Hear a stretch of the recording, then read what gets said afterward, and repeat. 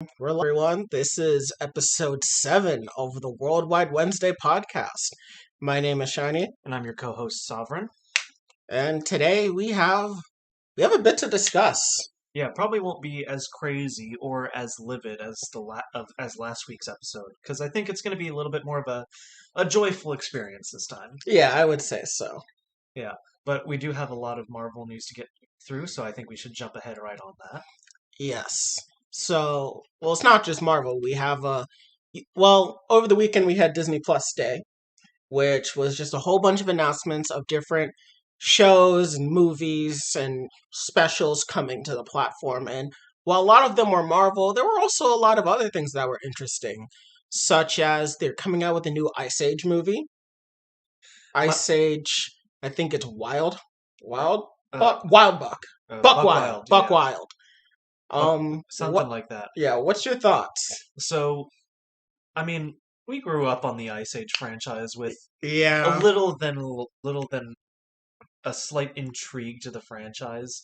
I'm gonna say I'm not interested at all by this, mostly because I felt my IQ points dropping from the last movie, and also the quality looks absolutely horrid in this new movie. So I'm not interested. yeah. I'm gonna be honest. Ever since Ice Age 2, The Meltdown, it's just gone downhill. Like the second Ice Age movie was like the peak. It was, in my opinion, it was the best the franchise ever was Yeah, because I just liked it. I mean, the premise was ridiculous. Scratch single-handedly destroyed the polar ice caps with an acorn. all of you climate change activists, please abolish all acorns, please. Yes, because who knows when the prehistoric squirrel searching for said acorn accidentally breaks the polar ice caps with it and dooms us all to flooding. Hey, we're all allies here, just looking out for each other. But yeah, overall, this movie, yeah, I'm not about it.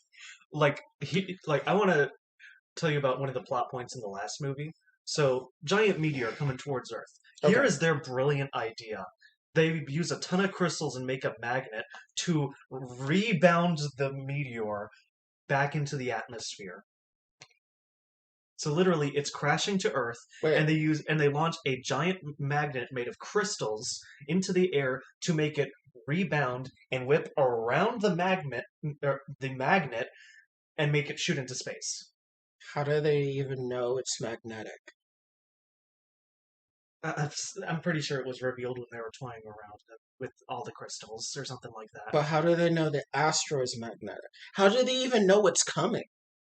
I have not watched the movie in such a long time. Again, the most recent Ice Age movie, super dumb, lost IQ points watching it. So for this new movie that was announced, I am not into it. And I wouldn't say that Disney buying it is going to ruin the franchise, because ever since Ice Age 2, when has the franchise ever been good? I feel like just Disney is just Because gonna continue the trend of mediocrity. because originally it was owned by Fox, then was taken over by Blue Sky, Yeah, which was under Fox at the time, yeah, and then it was all bought out by Disney in the giant Fox buyout. yeah. But I don't know, something about the quality of the animation in this movie is really, I don't want to say concerning because I'm not invested in the franchise, It's just but not. it's not what I'm used to. It looks a little choppy. Yeah, and also like the lighting is really bad. Yeah, Like that's the big thing. Like it concerns me for quality because Disney is taking over a lot of projects. yeah. Overall, I mean, what more can I say? I'm just not really into it. Now, can we turn it around? Because we said this was going to be a joyful episode. Fine. Let's go to the other stuff.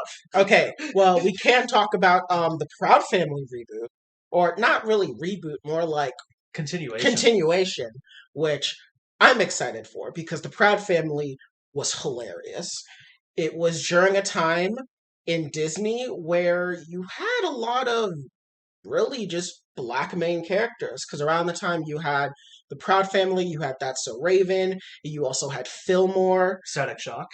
Well, that wasn't on Disney. That was on Fox. That is right. South Shock was on Fox. But yeah, the main three that I remember back then was Fillmore, which was. Do you remember Fillmore? Not at It all. was about he was basically like the hall monitor, except they made it seem like way cooler. And like he was the main character. There was That's So Raven, which I mean everyone knows. Everyone knows who That's So Raven was. Yeah. Everyone knows it. And they even, I'm pretty sure like 2 or 3 years ago, they even kept it going. Oh yeah, they had something about it.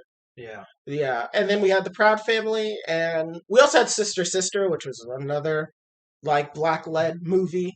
But yeah, the Proud Family was great, and I'm happy to see it come back. I hope it keeps its charm and flair, and it looks funny. Because I'm not, like, I'd never watched it. I only remember the movie that aired on Disney Channel. Yeah. Does it sound like they're keeping most of the main actors? Yes. I thought so. It sounds like it's the same voice actors, especially for her grandfather, which is basically Mexican Joker. Why'd you have to do my man like that? That's pretty much what he is. He dresses like the Joker and he's Spanish and he just laughs with a very Mexican Joker-esque laugh. All right. But I'm looking forward to it. I think it'll be really good, especially for young black kids that are watching Disney Plus, or really just young kids in general, but especially for young black kids to have another cartoon show that shows a black family that's funny and healthy. Yeah. Just gives more diversity of options. And I think it'll be pretty good because it was a good show. And somehow they seamlessly replicated the art style of the original. Like, If anything, it's more detailed than the original. oh, for sure. Like, they obviously had to keep it, but it's rare that we see that nowadays. Yeah. So it's a good step. Yeah. So, yeah. Oh, God. You're thinking about it again, aren't you? No, I'm thinking about Oscar and how he always screams, Trudy! Just constantly screaming her name. So I can't wait for that to come back. Next that interested us was the Baymax series. Now, I'm going to say I was never the biggest fan of Big Hero 6, not gonna lie. See, I thought it was alright, and I think Baymax is cool. But just make a just make an MCU version of Big Hero 6 already. Yeah. You're missing the opportunity, Feige. You're missing it. Baymax, Groot, together. Yeah. Show. That sells toys. That is literally a toy paradise. Yeah, for those who aren't aware, yeah, Big Hero 6 is under the big umbrella of Marvel as a franchise. Yeah, not just that, like they're straight up a super team in the Marvel universe. Like they've interacted with like the Avengers and stuff. I mean, hell, the movie even did get a Stan Lee cameo at the very end. Yeah. So it looks interesting. It's just Baymax just helping people with kind of just like very mundane things, but because he's just like an AI that's like he's like a high level AI with the social skills of a toddler. It's gonna be very whimsical, and I know it's probably gonna be really funny to kids. I mean, I thought the scene where he is just like trying to help the guy at Starbucks and he just can't get the lid on correctly. I thought that was kind of funny. So I think it's gonna be a big kid show. I think it's gonna fulfill its target audience just fine. Oh, definitely. I just wish we get Big Hero 6 in the MCU because that'd be cool. Nice segue into the MCU because one of the big things that we saw was the trailer for She-Hulk. Yes. So I really like it. Oh, I definitely like it. I really like that they're sticking to the comic accurate outfit, and they're going with the regular She-Hulk that we all know and love, and not the big monstrous one that she's been for a couple years in the comics. Yeah. So we really don't see much comic accurate costumes with very minor exceptions because they all have like modern reworks. The only exceptions being like a small tease in Jessica Jones and in WandaVision. And in WandaVision, yeah. Or with Old Man Loki in Loki. Yeah, because those costumes are extremely simplistic and don't work in the modern era. Yeah, Because I mean, people even made fun of the rework for Captain America in the first Avengers yeah. because it just looked so goofy standing next to all these other people, and he's just in He in just like bright, pops. like the saturation on that outfit was too much. Yeah, So thankfully they reworked it in his next appearance to yeah, look more like something a soldier would wear. yeah. And but yeah, I really like this comic accurate outfit. I wonder how she's going. So in the comic, She Hulk gets her powers. She is defending. I think she's prosecuting or defending like a criminal that's part of the mafia. She gets shot. Bruce gives her blood transfusion. Hulk. Yeah, because they are related. Yeah, they're cousins. Yeah, So I'm wondering because we see her in the Gamma Lab. So I'm wondering, has she already been shot, given the blood transfusion, and now is practicing, or are they changing the origin story in that she's going to become She-Hulk in the Gamma Lab? uh, I, I think it's not going to change I mostly don't think it because will. based on the snippet of the trailer that we got, I think it's kind of implied that she has already done it before and is like looking to do it again. Yeah, I think that's what we can see from the trailer. yeah. Also, one thing that's confusing a lot of people is seeing, considering that we saw spoilers for Shang-Chi, by the way, the fact that we saw uh, The Hulk song. the Hulk completely go back down to Bruce Banner in Shang-Chi. The fact that we're getting Professor Hulk again with his arm fully functional kind of makes it ambiguous where it falls in the Marvel timeline. So I'm going to be perfectly honest here. I did not understand why anyone was confused by this. The Yeah, Hulk has a healing factor. It's been over 2 years because the Battle of New York against Thanos took place in 2023. Assuming this takes place after Shang-Chi, it's 2025. It's been 2 years, people. yeah, Like, he has a healing factor, and his arm healed. I mean, even by the time we see him in Shang-Chi, most of the scarring that he has on his arm and on his neck is gone. yeah. So maybe he was just at the end of the healing process. And also, who's to say we won't see in the beginning of She-Hulk him finishing his healing? Yeah, that is fair. Just because people were saying, oh, it could be a flashback or it could be a result of his healing factor, because we have seen him heal because of bite marks in Ragnarok and implied um, Gunshot wound to gunshots. the head. Yeah, I want to be careful how I say it, but yeah, Yeah, implied gunshot wound in the first Avengers movie. yeah. So, and also just everything Abomination did to him. Oh yeah, very true.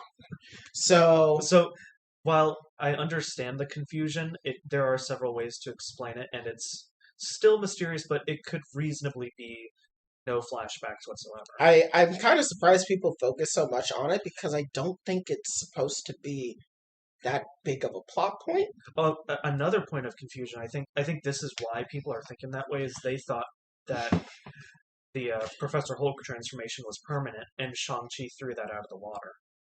See, yeah, that's the other thing is that people thought it was permanent, but if you know about Professor Hulk from the comics, you would know that he could still go back and forth. He Yeah, just, when he transforms, he's still yeah, Banner. yeah. Like, Yeah, but in the entirety of the movie, I think what got that implication from Endgame because he was never in his original form. He yeah, was always just Professor Hulk. yeah. But I chalk that up more to Endgame taking place in the span of like 3 days. Yeah, But anyways, I think it's gonna be pretty good. I wonder, is that really Bruce in the commercial, or is that just supposed to be like a stand-in for him? So at the end where she like breaks the fourth wall and she's like, "You wouldn't like me when I'm angry," yeah, and there's a guy sitting next to her that looks like Bill Bixby. I wonder, is that Mark Ruffalo, or is that supposed to be a Mark Ruffalo lookalike? Because I don't know, it kind of looks like him, but doesn't. I don't think that's part of the show. I think that's just a teaser, like the actors being Well, no, I think it is because in the comics, She-Hulk breaks the fourth wall a lot. Really? Yeah, she's been doing it before Deadpool. Huh. So that's why I'm wondering, like, I think what it is that it's a commercial for her law firm where she's breaking the fourth wall within the commercial, but also breaking the fourth wall within the show Okay. to us. Because she does it a lot. She's one of the only comic book characters in Marvel that are aware she's a comic book character. Huh. Okay. Not to the level of Deadpool, but she does it enough where it's a thing. Yeah. And so so the thing that I'm looking forward to is one, what is the big case that will be the center point of this series? And also with the rumors that Kristen Ritter will be coming back as Jessica Jones in the show. Yeah. And hell, I've even heard that potentially Charlie Cox as Matt Murdock may show up as well, because, superhuman lawyers. Yeah. And so I really hope, at the very least, we get Kristen Ritter. Kristen Ritter. I really hope that she shows up because I like Jessica Jones. I really liked her.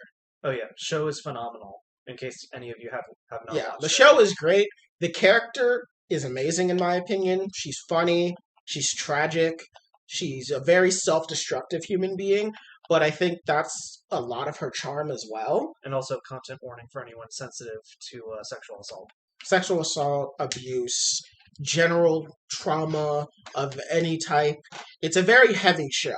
It's probably one of the heaviest shows of the Marvel Netflix series, but it is really good, and Kristen Ritter really brought the character to life, and I really do hope that she shows up, because if they're bringing back Charlie Cox, and they're bringing back Vincent D'Onofrio, they really should bring her back too.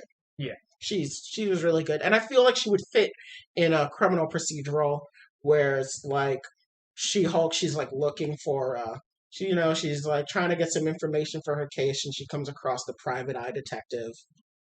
Yeah. So, yeah, overall, I think She-Hulk is going to be interesting. I've heard that it's going to be a procedural like the show 24, where each episode will be a certain length, and that is how much time will have passed within the episode. So, say an episode is 60 minutes long, that's how long has passed in universe. Huh. That'll be interesting. Yeah, I've heard that's what the show may be like, and if it is, that'll be very interesting. Yeah. I do like the fact that Marvel experimenting is a little more common now. Yeah, they're doing very different because formats, which I really like. Because Multiverse of Madness is going to be a horror movie, and we got What If was a cartoon. We had all of WandaVision. All of WandaVision. We had Shang-Chi, which was more of like more of a kung fu action movie. Yeah. That was more modernized. We had the Eternals, which was a big ensemble, like epic. Yeah. So I really do like where they're going with this experimentation. That's what it is. Yeah, which they have a lot of room for now that the MCU has been so successful. Yeah, definitely. What's next? Next thing is we also saw Moon Knight. Oh yes, we did see Moon Knight with Oscar Isaac taking over that role. Yes, he'll be playing as Mark Spector, who is the Moon Knight. And Moon Knight's an interesting character because he has a dissociative identity disorder, otherwise known as DID. And so I imagine that show will also probably have a content warning for those who are sensitive to mental illness and, the struggles and trauma that will probably accompany it. Yeah. Because the show looks like it's the main character trying to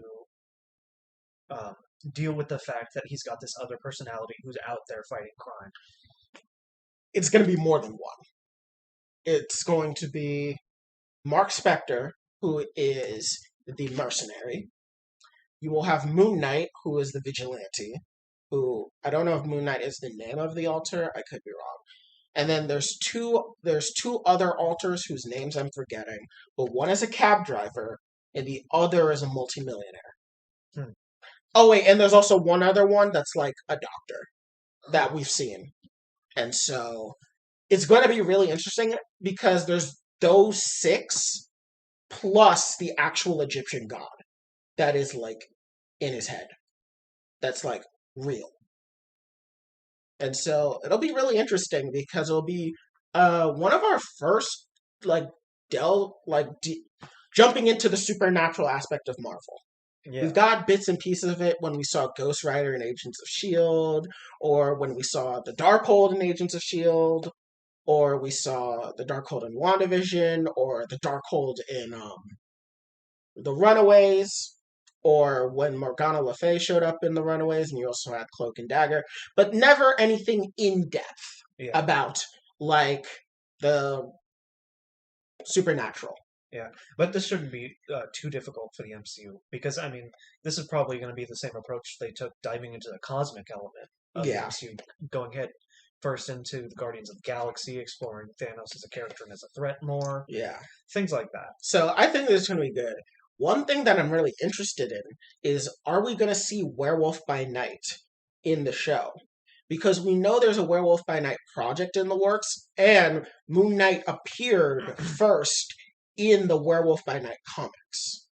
Yeah. So I wonder if we'll see the character, because we all know that this is supposed to set up towards the Midnight Suns. I mean, Yeah. we're starting to see the teases with Black Knight and Blade. Moon Knight's another character that's there. Werewolf by Night is there. I mean, Morbius may be setting up to it in some capacity. So, Yeah. Honestly, I think I'm very excited to see Oscar Isaac take another role in Disney. yeah, because after he really got done dirty as Poe Dameron. Yeah. They really, especially, well, originally they were really going to do him dirty because he was supposed to die within the first like 10 minutes of um The Force Awakens. Yeah. So, I mean, it could have been far worse for him, but I feel like they really squandered his talent. Yeah. His character arc in both Last Jedi and Rise of Skywalker was less than significant. Yeah, it was really squandered. And then you see him in Dune, and you remember, yes, he is a good actor. He just got screwed over. Yeah. But honestly, it looks like he's really extending his acting chops in this role for sure because he's got to act five different people at most, and at the very least two different people. I would say 7 at most. Because Mark Spector, the mercenary, is still different from Moon Knight, the vigilante. Yeah, And then there's the doctor character, and then there's the cab driver, and the millionaire, and who knows how they're going to portray his relationship with that god, yeah, with the Egyptian god. yeah, And we're also going to see him interact with other characters, like his brother Shadow Knight is going to be in it. I don't know who he's going to be played by. Another villain whose name escapes me is also going to be in it. But I think it's going to be really interesting. yeah, yeah. Especially because the most recent instance of DID in pop culture that we've seen is what's the M Night Shyamalan movie I'm thinking of? Oh, you mean the one that was definitely not accurate? Split? Split. Yeah, yeah. Because that one, whenever people think of DID, that's the thing that people think about currently. Yeah. Is Split and Glass. I will say that Marvel has already touched on DID with Mary Walker from Iron Fist, Hmm. because Mary Walker has DID. They say so in the show, and she has it in the comics with her with her 3 alters, which is Mary, Bloody Mary, and Typhoid Mary. So Okay. I wonder if she'll ever come back. I hope they do bring her back. She was really cool. I really liked the when she first fought Danny in the subway, how like she basically just like straight up tricks him into using the Iron Fist, and she just walks behind a corner, plugs in headphones so she can't hear anything, waits for him to punch the ground, comes out and just like beats him down. Yeah, it took me a while to remember who you were talking about, but yeah, that was in that was in season 2, right? Yeah, Yeah, she was hired by Davos, yeah. or was it Joy? I don't, Might have been been both. no. It They was were both. working together at It was that both. point, but I wasn't sure which one was the one that was formally talking to her at that time. All right. But Do we have anything else MCU related before we dive into the big one? yeah, we have Miss Marvel. That is right. Yeah. So Miss Marvel is going to be pretty interesting. They're changing her powers a bit. Because I can understand why, because They don't want her to be more like Reed Richards. and also Vis- Visually, yeah. and also I imagine it would be a massive strain on CG artists. Yeah, for a show. I Yeah, feel like if she was introduced in a movie, they may have been able to do something, but I feel like it's just better from a practical sense. right. Because the last thing you want is someone saying, "Oh my God, she's an Elastigirl" or Reed Richards ripoff. Yeah, because for those who aren't aware, Miss Marvel's main powers in the comics is being able to enlarge and stretch her limbs at will. Yeah, and while it's very much different from how Reed is in the comics, I don't know how it would translate well to. Especially when we do have Fantastic Four planned in the near future. Yeah, and so there's that. Um, what was I gonna say? Um, this will definitely set up for her appearance in the Marvels. Which I do like that they are just full on embracing the fact that she absolutely admires Captain Marvel. Yes, I also really like the fact that the from the little that we see, there's an Avengers like fan convention in the MCU, like how there are ones in real life. Oh, that'll be great. It's literal art imitating life. So I think that's gonna be really cool. Because And we also see a little bit of her powers when she's supposed to fly, but she's actually just jumping on the air. yeah, one thing is that I'm really looking forward to is that I really hope with the Marvels movie that they really work on improving uh, Captain Marvel as a character, because I don't Yeah. think that the original Captain Marvel did her character that well, because it was kind of split between naive and snarky for Uh, her character, it and was it didn't work. we have the military badass, but we also have the amnesiac. Yeah, So it's kind of like, it's like I get two personalities conflicting, but it yeah, didn't work. I, Like because she is an interesting character, yeah, and the actress did receive a lot of hate for no reason. yeah. She received a lot of hate, not for what she did in the movie.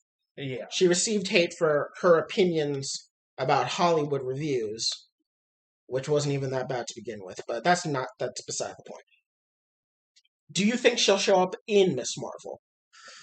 I think she'll show up at the last or second to last episode. I'm hesitant to say that mostly because there is a planned movie appearance for them anyway. So while I would love that, I'm just going to take the safe answer and say no. I do not think she's going to show up. Okay, I think she'll probably show up at like the end of the show. Not in any way as like fighting a big bad or anything. Like Like I like don't think we'll see her in any combat way, but I think it'll be more like like a post credit scene. not even a post credit scene, maybe like you know how if this show is to follow the stereotypical hero's journey type, there's gonna be a scene where Kamala is definitely it's so weird because I'm used to saying Kamala Harris, but her name is Kamala Khan. Because it's how conservatives pronounce it to mock Kamala Harris. Yeah, but But her it's name is actually Kamala. Kamal. Kamala. Yeah. That's No, going to be difficult. that's going to be really difficult. But Kamala, there's probably going to be a point where she's going to be at a low point because I assume this is going to follow stereotypical hero's journey. She's going to doubt herself because she's a young, very inexperienced hero, so it's going to be natural. And what better way for her to get herself like picked back up for her idol and hero, Captain Marvel, to like boost her up to make her feel like a hero before the Marvels, where the other shoe drops and she realizes that Captain Marvel isn't perfect like she thought she was, Yeah. which I really hope they handle better because in the comics that was kind of tied to the Civil War II event, Oh which God. let's Don't, pretend Civil War II don't even get me. never happened. Don't even get me started on Civil War II. Let's pretend that never happened. Like, It was just complete character assassination across the board. Let's pretend it didn't happen. also, it was Captain Marvel's fault. Moving on. I wouldn't even say it's her fault because that's just not how she acts at all. Again, character assassination. Yeah. Anyways, moving from that, we have Secret Invasion. Oh boy. And we also do get a snapshot of Nick Fury without his eye patch looking all badass. So, a lot of people are wondering, what if that Nick Fury that we see without the eye patch and everything is the real Nick Fury, and the Nick Fury we've been seeing since Age of Ultron has been a fake. That the last time we've actually seen Nick Fury was his final appearance in Agents of Shield. Okay. And that everything after that last appearance in Agents of Shield has been a scroll. Which honestly is believable considering that they've been around since the 80s. Yeah. And we know that the Skrulls have taken the appearance of Nick Fury before because we saw that in Far From Home. Yeah. So, and we know that there are Skrulls, at least another Skrull that is in some form of Earth-based society because we see a Skrull at the end of WandaVision. And in Loki, we do see a Skrull in a tracksuit, which makes me wonder, that Skrull may be from a universe where he took over someone from the tracksuit mafia that we see in Hawkeye. Oh god, I forget that's going to be a thing with the show right around the corner. Yep, the tracksuit mafia. Oh god. Trust a bro. But back to Secret Invasion. So what do you think of the idea that it is like that the Nick Fury we've been following for a little bit isn't him? And that this grizzled Nick Fury is the one that's the real one. Because it was in Far From Home where we saw that he was out in space at the time. So it's not far from believable to say that that would be the truth. Yes. However, the thing about the theory is that they say that he's a prisoner. I don't. Considering what we saw in Far From Home, it didn't look like he was a prisoner. It looked like he was the boss. Yeah. So yeah, I don't buy that much, but of course, looks can be deceiving when it comes to stuff like this. yeah. And so with Secret Invasion, this is supposed to take the form of a Meet the Spies-esque series, which was an old series, which is based off of the Red Scare, which was, if you're too young to know what the Red Scare was, it was basically during the Cold War, there was a huge, massive scare thanks to McCarthy, General, I forgot his first name, Yeah. but Senator McCarthy. He had a whole thing against communists, and he fear-mongered a lot about communism, saying that your neighbor could be a communist, your mailman could be a communist, your dog can be a communist, like anyone's a communist. And so like people were constantly like paranoid about who's a communist and looking over their shoulders. And there were even rumored groups called Red Squads, which were basically federal agents and police officers that were dedicated single-mindedly to finding communists in America. And obviously, one of the biggest victims of that was the Rosenberg family, who were executed because they were reportedly communist. And so this show is supposed to take from that, which is the paranoia of who's a Skrull. Okay. Yeah, you kind of lost me in that massive tangent there. Yeah. Like, basically, it's supposed to replicate the Red Scare, but instead of communist, it's a Skrull. Yeah. Which, as we know, is probably infinitely more scarier. Yeah. So, it should be pretty interesting. I really want to know which other characters in the MCU have been a Skrull. The leading theory is Hank Pym. The leading theory is that if there's been a major character in the MCU that we have seen that has been a Skrull the entire time, it is probably Hank Pym. Because he's big enough for it to have an impact. What I want is for this movie to be marketed as It's a show. Oh, it's a show. Yeah. Oh. Meet the Spies is a show. Okay. This needs to receive the same marketing as Civil War because it's just as big and grandiose of an event. See, I actually disagree. And my reasoning why is this. So there's a show called Avengers Earth's Mightiest Heroes. Mm-hmm. And the way they handled Secret Invasion was perfect, in my opinion. They didn't give it this big, grandiose flair. It was a slow burn. So, spoilers for Earth's Mightiest Heroes. It's a very great show, and I do recommend you watch it. It's basically like the MCU, but more child friendly, but animated and just really well written. But how they handled it was basically the Skrulls, you don't know when the Skrulls appeared on Earth. They actually never tell you when they first showed up. You only find out that they're there through disconnected episodes when, for example, Madame Viper, who is a member of Hydra, she gets defeated. And at the end of the episode, someone's like, "Boss, we have a problem." And they look at Madame Viper, and she's a Skrull. They don't explain to you when she was taken by a Skrull.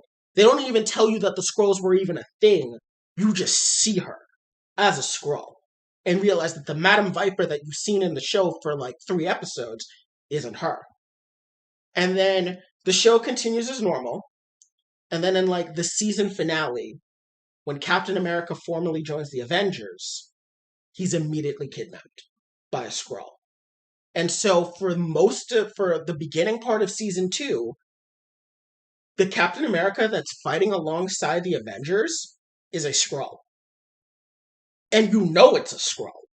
And no one else does. And the real Captain America is gone.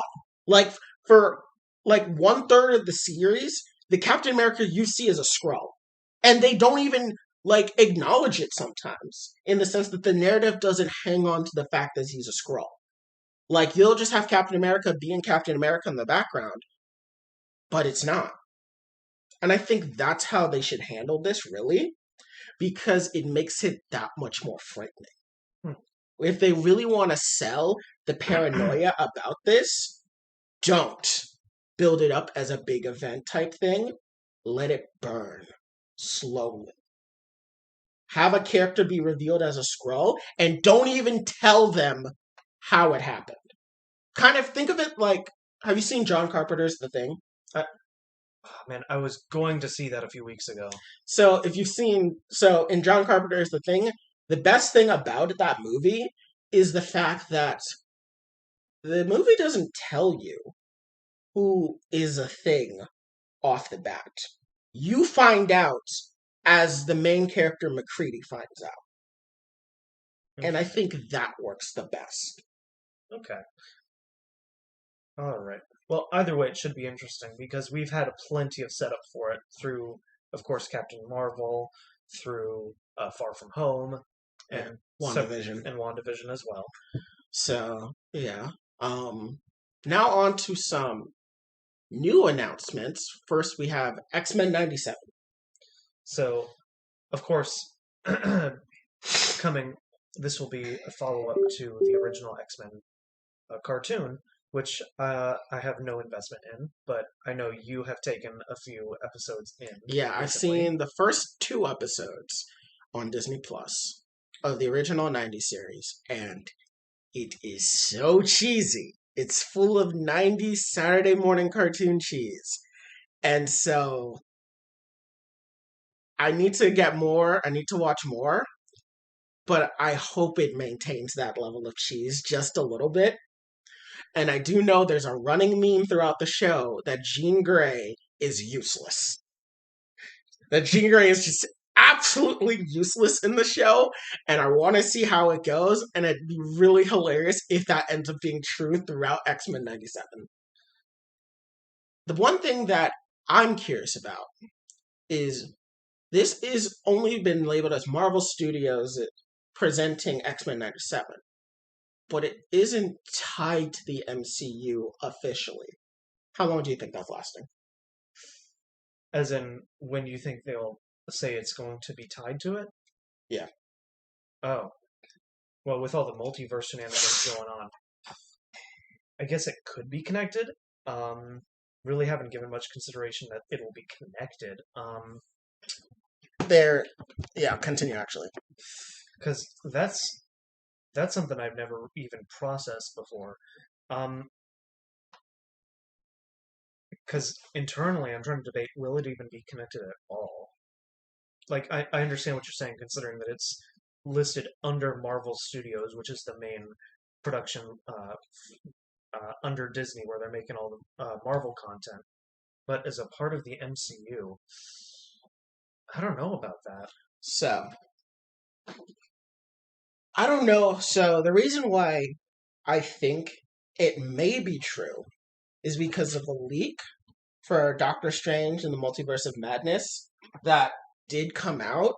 However, we recently did get a report from the Hollywood Reporter that Doctor Strange and the Multiverse of Madness is going to go under 6 weeks of reshoots, which makes me now question if the supposed connection that could have happened between these two will still happen.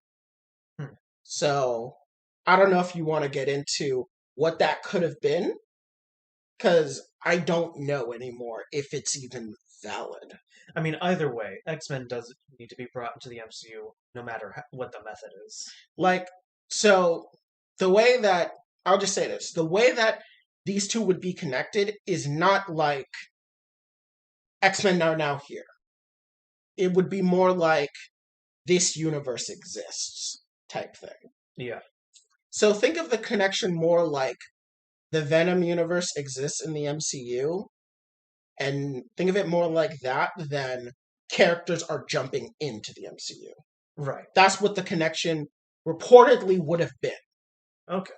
Which is why I'm now wondering how it would work if the reshoots end up changing what was leaked. Okay. You can look up the leak for yourself. It's in the Marvel Studios Spoilers subreddit.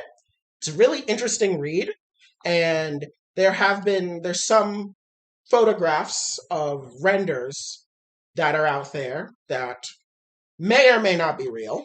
You may seek them out at your own leisure. But if you see them and you know what they are, then you kind of may understand where I'm going at with potential connections between X-Men 97 and the wider MCU. But even if it's not, as a standalone, I think it's probably going to be really interesting just to get new X-Men content after they've been blackballed by like Marvel. Yeah. Like X-Men and Fantastic Four have been like completely just like blackballed by Marvel because they were owned by Fox. Right. So now that they're back, it's going to be great to see like new content. Yeah. And then as far as other MCU related projects on Disney Plus Day that was announced, did we get anything else? Yes, so we have Loki season 2, which we knew what were going to happen. We all knew that was coming. We have What If season 2, which we know is going to happen, but we've learned that What If season 2 will focus more on Captain Carter's relationship with the Watcher. Okay. So, whatever that may entail, we know that the last time we see Captain Carter in What If, and if you don't know how What If ends, please go watch it. And once you do that, please go watch our season recap of What If back from episode 1. Yeah. Which I don't know how to feel about that actually, because I did appreciate Marvel or What If's more sporadic storytelling rather than having a consistent plot line. I mean, obviously, I loved the Ultron plotline in episode 8 and 9, of course, but I don't know. I think as a whole, I think I would have liked like I like more of this like one-off storylines that they tell. So we know there's going to be the Tony on Sakaar episode. Yeah, Because that was cut from season 1. So we know there's that. And we obviously know we're going to get a follow-up with Captain Carter because of the Hydra Stomper being found on the Lumerian star. right. So we know Captain Carter is returning for that. Mm-hmm. And it was rumored that she is showing up in Multiverse of Madness as well. So she may be the Iron Man of multiverse stuff. Like, or not Iron Man, she'll be like the Watcher will be the Nick Fury to her Captain America. Okay. So when I think they say following their relationship, I think it will be a relationship akin to that. Maybe they're just overstating it a bit much. I don't think they're overstating it. I just think when they say relationship, they don't mean that every episode is going to be about them, but there will be an overarching character arc between the two. Okay. That will be covered across the season. Okay. I think that's what it will be. Which I'm hyped because I like Captain Carter. I think Haley Atwell is a great actress, and I really cannot wait to see her in Multiverse of Madness if it's true. I really hope it's true. Because if that's true, then it confirms a whole bunch of other things. But even if it doesn't confirm other things, just seeing Captain Carter in live action will be great. Yeah. The next thing we got was the Marvel Zombies cartoon. Yeah. So we don't know. Is this the Marvel Zombies from episode 5? Is it picking up with Peter, T'Challa, and Scott facing zombie Thanos? I heard that it wasn't going to be related to that. So, because there's one thing to notice. The zombies we see in episode 9 are not the zombies from episode 5. Yeah. Because the zombies in episode 9 clearly show Falcon and Captain America and Iron Man when those guys, as zombies, died in episode 5. Yeah. So I wonder if they're going to focus more on those zombies that aren't from episode 5, and it'll be about them traveling the multiverse, eating people, and maybe they'll be more comic accurate, because in the comics, they maintain all their mental faculties. Like, they speak to each other. They have, like, banter with each other. They're just consumed by this infinite desire of hunger. And so, I wonder if that's what it's going to be more like, and that episode 5 is more of like a proof of concept. Yeah. And that the Marvel Zombie show is going to be a bit disconnected from it. Yeah. Or who knows, maybe they'll just go full on zombie Thanos runs around the multiverse with his army of zombies. Who knows? Oh boy, that would be another What If disaster. Let's be honest here. The Marvel Zombies in What If was not that good in hindsight because of tonal whiplash. Oh yeah. Not necessarily because of the concept. I will take anything to improve the What If Zombies. Honestly, that was my least favorite episode. So here's the thing. They missed the entire point of... So Marvel Zombies at times is pretty funny. The problem is that the humor isn't from the humans. The humor's from the zombies talking to each other, not the humans commenting on them killing their friends. And that's supposed to be tragic. And even if they wanted the humor to be human-centric, which I said this in our first episode, if they wanted it to be human-centric, they had to make sure that the humor with Spider-Man and Ant-Man were on point, and it was not. Yeah. Like, the whole Bucky being like, I know I should be upset, but I'm not, is kind of like, Yeah. Because it's like, this isn't the same Bucky and Sam that have had their relationship that's developed in Falcon and the Winter Soldier. Yeah, because meanwhile, we've got the two funny men, Spider-Man and Ant-Man. But the problem is, everyone is making jokes. Yeah, I mean, Happy's was a little funny, and, like, I know why Sharon did her thing, and that was not supposed to be funny. It was supposed to be Sharon just being like, I'm sorry. Yeah. Like, being sad. It came out comedic, though, which sucked, which just shows that they did not land the execution of it when that was supposed to be emotional. And even though I like the Russian, and you didn't, I feel like they should have, if they wanted to make it funny, he needed to be utilized alongside Scott and Peter, because he already has chemistry with Scott. They're friends. And Peter could bounce off of those two. But they didn't really utilize him well alongside those two. Those three should have been our comedic release, and everyone else, like Okoye and Bucky. It's less that I hate the character. It's more that I know the reason why they included him, and it was just for the one joke, and it did not land. For me, I thought it landed. I just think that it didn't save anything. Yeah. I thought the joke about her being about Wanda being Baba Yaga worked. I just think that just isn't enough. Yeah, like, let's just face it. It was the only reason he was in that episode. Yeah. It was the only And I feel like they really missed an opportunity to have him and Scott, bond. But if you want to hear us ramble more about this, you can just go back to our first episode, because we need to keep this moving. Yeah, but anyway, so we're going to get a Marvel Zombie show, which will be interesting. We're also getting Agatha, House of Harkness. which I am very happy for. I absolutely loved her character. Yeah, Even though, like, WandaVision kind of tanked towards the end, I still think she was a really good character. same. Some people are saying that, oh, this show shouldn't exist. Like, why does this even exist? Now everything's getting inflated. And my argument is this: don't watch it. You don't need to watch it. Like, until something that interests you in the MCU that revolves around that plot line comes up, don't watch it. Yeah. I mean, It's like you don't need to watch it. I see what Marvel's trying to do. Like, they're trying to make their reach as broad as the comics from this point forward. Yeah, and also they have a whole bunch of talented actors under their umbrella with these characters, and I kind of don't want to waste them. Yeah. Like hell, they signed David Harbour to like a multi-movie contract, even though it's unlikely we'll see him outside of Black Widow.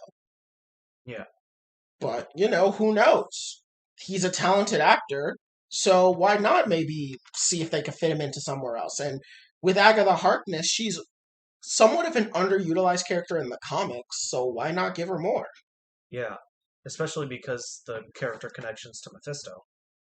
Yeah, which a lot of people have been really asking for since WandaVision and Loki. People yeah. have wanted them so much, and now that those two shows have passed, they're not asking for him anymore, which I don't know why, but I have a feeling that Agatha House of Harkness is going to revitalize those requests. Yes, the Mephisto theories will come up.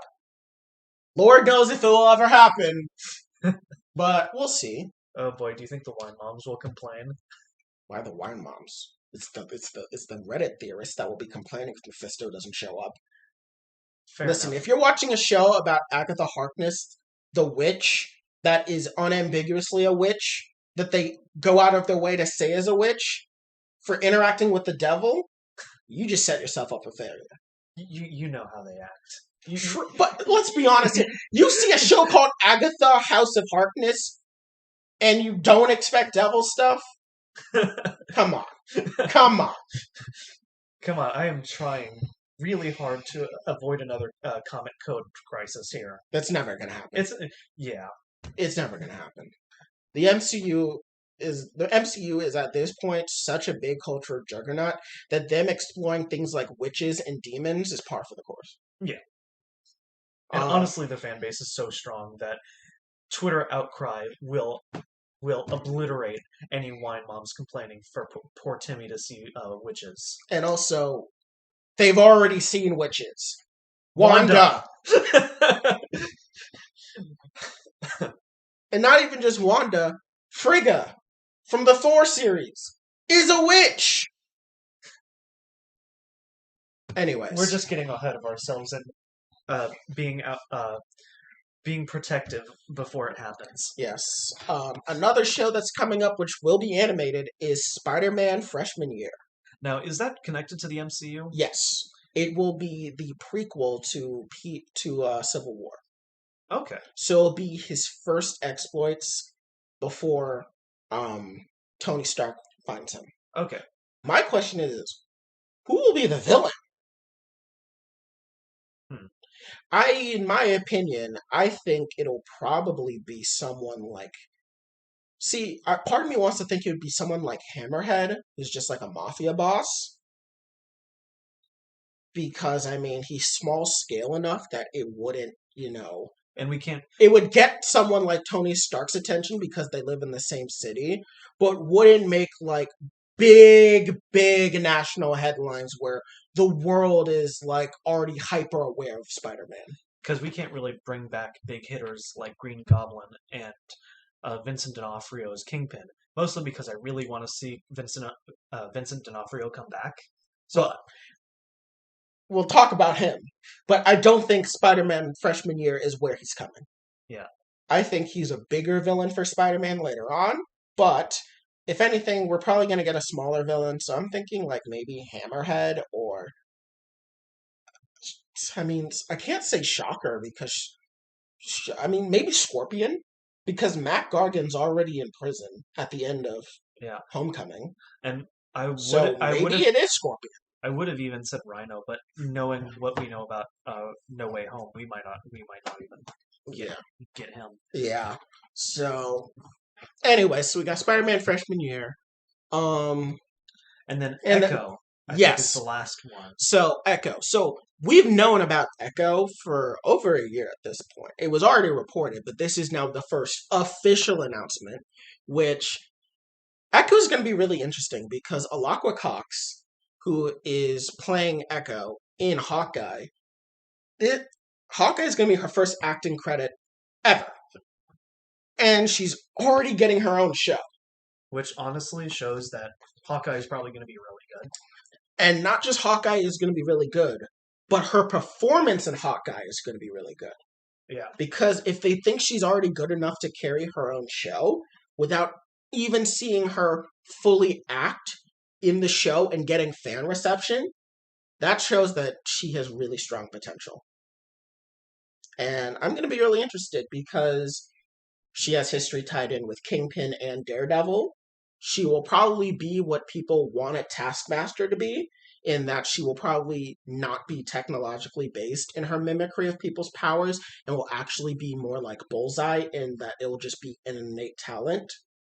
Yeah. And yeah, we'll also, if we don't see Vincent D'Onofrio in Hawkeye, we will see him in Echo. Because in the comics, Kingpin kills her dad and he adopts her as his like stepdaughter. And she works as an enforcer for him alongside people like Bullseye. So I really do think that if we do not see Vincent D'Onofrio in Hawkeye, he is for sure going to be in Echo. And by that extension, we're probably also going to see Matthew Cox. Charlie Cox, fuck. Matthew Murdock, Charlie Cox. Charlie Cox as Matthew Murdock in Echo as well. Because Echo and Daredevil do have history as well. All right. Well, we do have one last thing that was announced on Disney Plus today, and that was the Obi-Wan Kenobi show. Yes. Now, everyone's been waiting for an Obi-Wan Kenobi show. Everyone's been waiting for Ewan McGregor to come back in general. I mean, his performance in the prequels, while the prequels as a whole has been less than appreciated, to say the least, everyone agrees that Ewan McGregor's Obi-Wan Kenobi was spectacular. Yeah. It was definitely spectacular, and one thing that caught me off completely is it seems that they're straight up saying that we will get to see a rematch between Obi-Wan and Vader that happened before A New Hope. Yeah. I mean, I've always been led to believe that in both expanded universe and in canon, Anakin and Obi-Wan only fight twice. Once on Mustafar and once on the Death Star. Yeah. But they're implying that they will meet again. Yeah. Because they're taking heavy implications that because the actors will say, "Oh, this will be we'll get to see another duel between Vader and Obi-Wan." And honestly, Ewan McGregor looks really good. Like he's got, because typically we don't see him looking like Obi-Wan when he's out in public. Yeah. Or in starring in other movies, like in Harley Quinn when he played, I forgot who he played, but Black Mask, Black Skull, something like that. Black Mask. Black Mask, yeah. So I got it right the first time. Good. Yeah. But yeah, he didn't look anything like Obi-Wan did. Yeah. But here in Obi-Wan, I would hope. Yeah, because you don't typically see him with like the full facial hair that makes him look like Obi-Wan. Yeah. But here he looks like a much older Obi-Wan, like we expect to see. Yeah. And for me personally, I'm also excited to see Hayden Christensen because he will finally get to play Anakin with a good script. Yeah. Let's face it. Hayden Christensen's acting career has not been the greatest. The only other movie I've ever seen him in outside of the prequels was a movie called Jumper. And Jumper is hilariously bad. But I do trust Disney to take him in the right direction. Yeah, I mean, he wanted Anakin to be more like how he was that we see him in the Clone Wars, which was more of like a Han Solo-esque cool guy. But obviously with shades of like falling to the dark side, which we got in Star Wars: The Clone Wars. And if Hayden had the vision for that Anakin, which the Clone Wars Anakin is regarded as one of the best interpretations of Anakin, I think Hayden can work. I think they can really make him work. Honestly, they've done really well with uh, bringing people from the bottom up. So I trust Disney entirely. Yeah. I know, like, some people have doubts about like the mainline movies, but as far as the TV shows are concerned, Star Wars has not failed me yet. Yeah.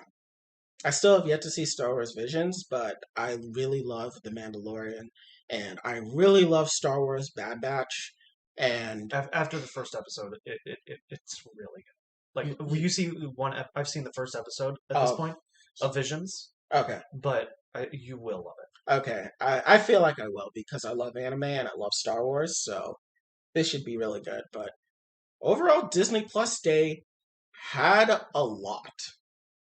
Clearly, we talked about it for an hour straight. Yeah, we had a lot. And there's still so much that we don't know. And it's going to be really exciting when these shows start dropping. I mean, Hawkeye comes out next week, and you best believe we will have our episode 1 review out that day. Yeah. And so, I mean, Hawkeye was shown at Disney Plus Day, and there have been teases that Vincent D'Onofrio will show up there. He's been very active about tweeting about Hawkeye. So, fingers crossed. I really want to see him back so bad. Yes. But we should move on to our next segment, which is, of course, another Marvel-related topic. It's the Spider-Man No Way Home second trailer that has been long awaited. Yes. What are your thoughts when you first saw it? My first thoughts are, where are the other Spider-Men? Where are the other Spider-Men? I want to see the other Spider-Men. Why aren't they showing the other Spider-Men?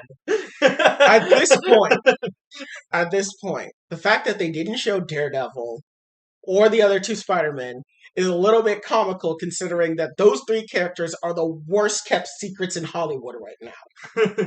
They are the worst kept secret. I mean, have you seen the leaks? The leaked pictures? Yeah. Yeah, like, they're everywhere. Like, everyone knows Daredevil and the Spider-Man from the Sam Raimi films, Tobey Maguire, and the Amazing Spider-Man, Andrew Garfield, are in the movie. I mean, we kind of thought they would show up because, I mean, we're getting their villains, but they're definitely there, and we know they've just been edited out of the trailer. Like, there's a GIF going around of, it's like Tom Holland Spider-Man. He's getting ready to fight Electro, Lizard, and Sandman, and they're jumping towards him.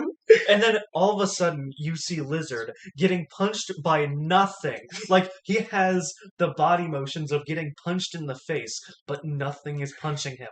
So, clearly, someone didn't do a good job with the trailer. And now some people are saying it's Venom. No. Venom is probably going to be in a post-credit scene. More likely than not, this movie is already going to be way too big, and I doubt they want to put Tom Hardy Venom in it. So I don't think that's Venom punching Lizard. I do think that's probably going to be Andrew Garfield. But it's so funny that they didn't edit it out. How do you forget to edit it out? It's so prominent. Like, if you just look at the trailer, you can just see Lizard's head just go, and it's like, what? You don't just get dramatic head spasms that clearly jerk your head in a punching motion? Hey, that's optimal strategy for approaching your opponent. But at this point, it's the worst kept secret. But actually, to the trailer itself, I thought the trailer was great. Hearing the voiceover from Willem Dafoe was fantastic. It cannot wait to see this movie because the fact that they are bringing back all these actors is, again, it's the worst kept secret in Hollywood, but we all want it. Yes, and for those who haven't kept up because their names are not as big, but yes, Thomas Hayden Church is coming back as Sandman, Flint Marko, and we're also getting Rhys Ifan as Lizard, Dr. Kirk Connors. Yeah. And so that's going to be really cool. My favorite part of the trailer was my sister and I, we watched the trailer when it first came out, and Strange is like, "I'm sorry, Peter," and Peter's like, "Me too." And you see him, like, take the cube and run away. And my sister's like, "What you doing, Peter? You ain't that guy." And the next scene is literally Doctor Strange pulling him and astral projecting his body out. And it's just like, yeah, Peter ain't that guy. He's not that guy.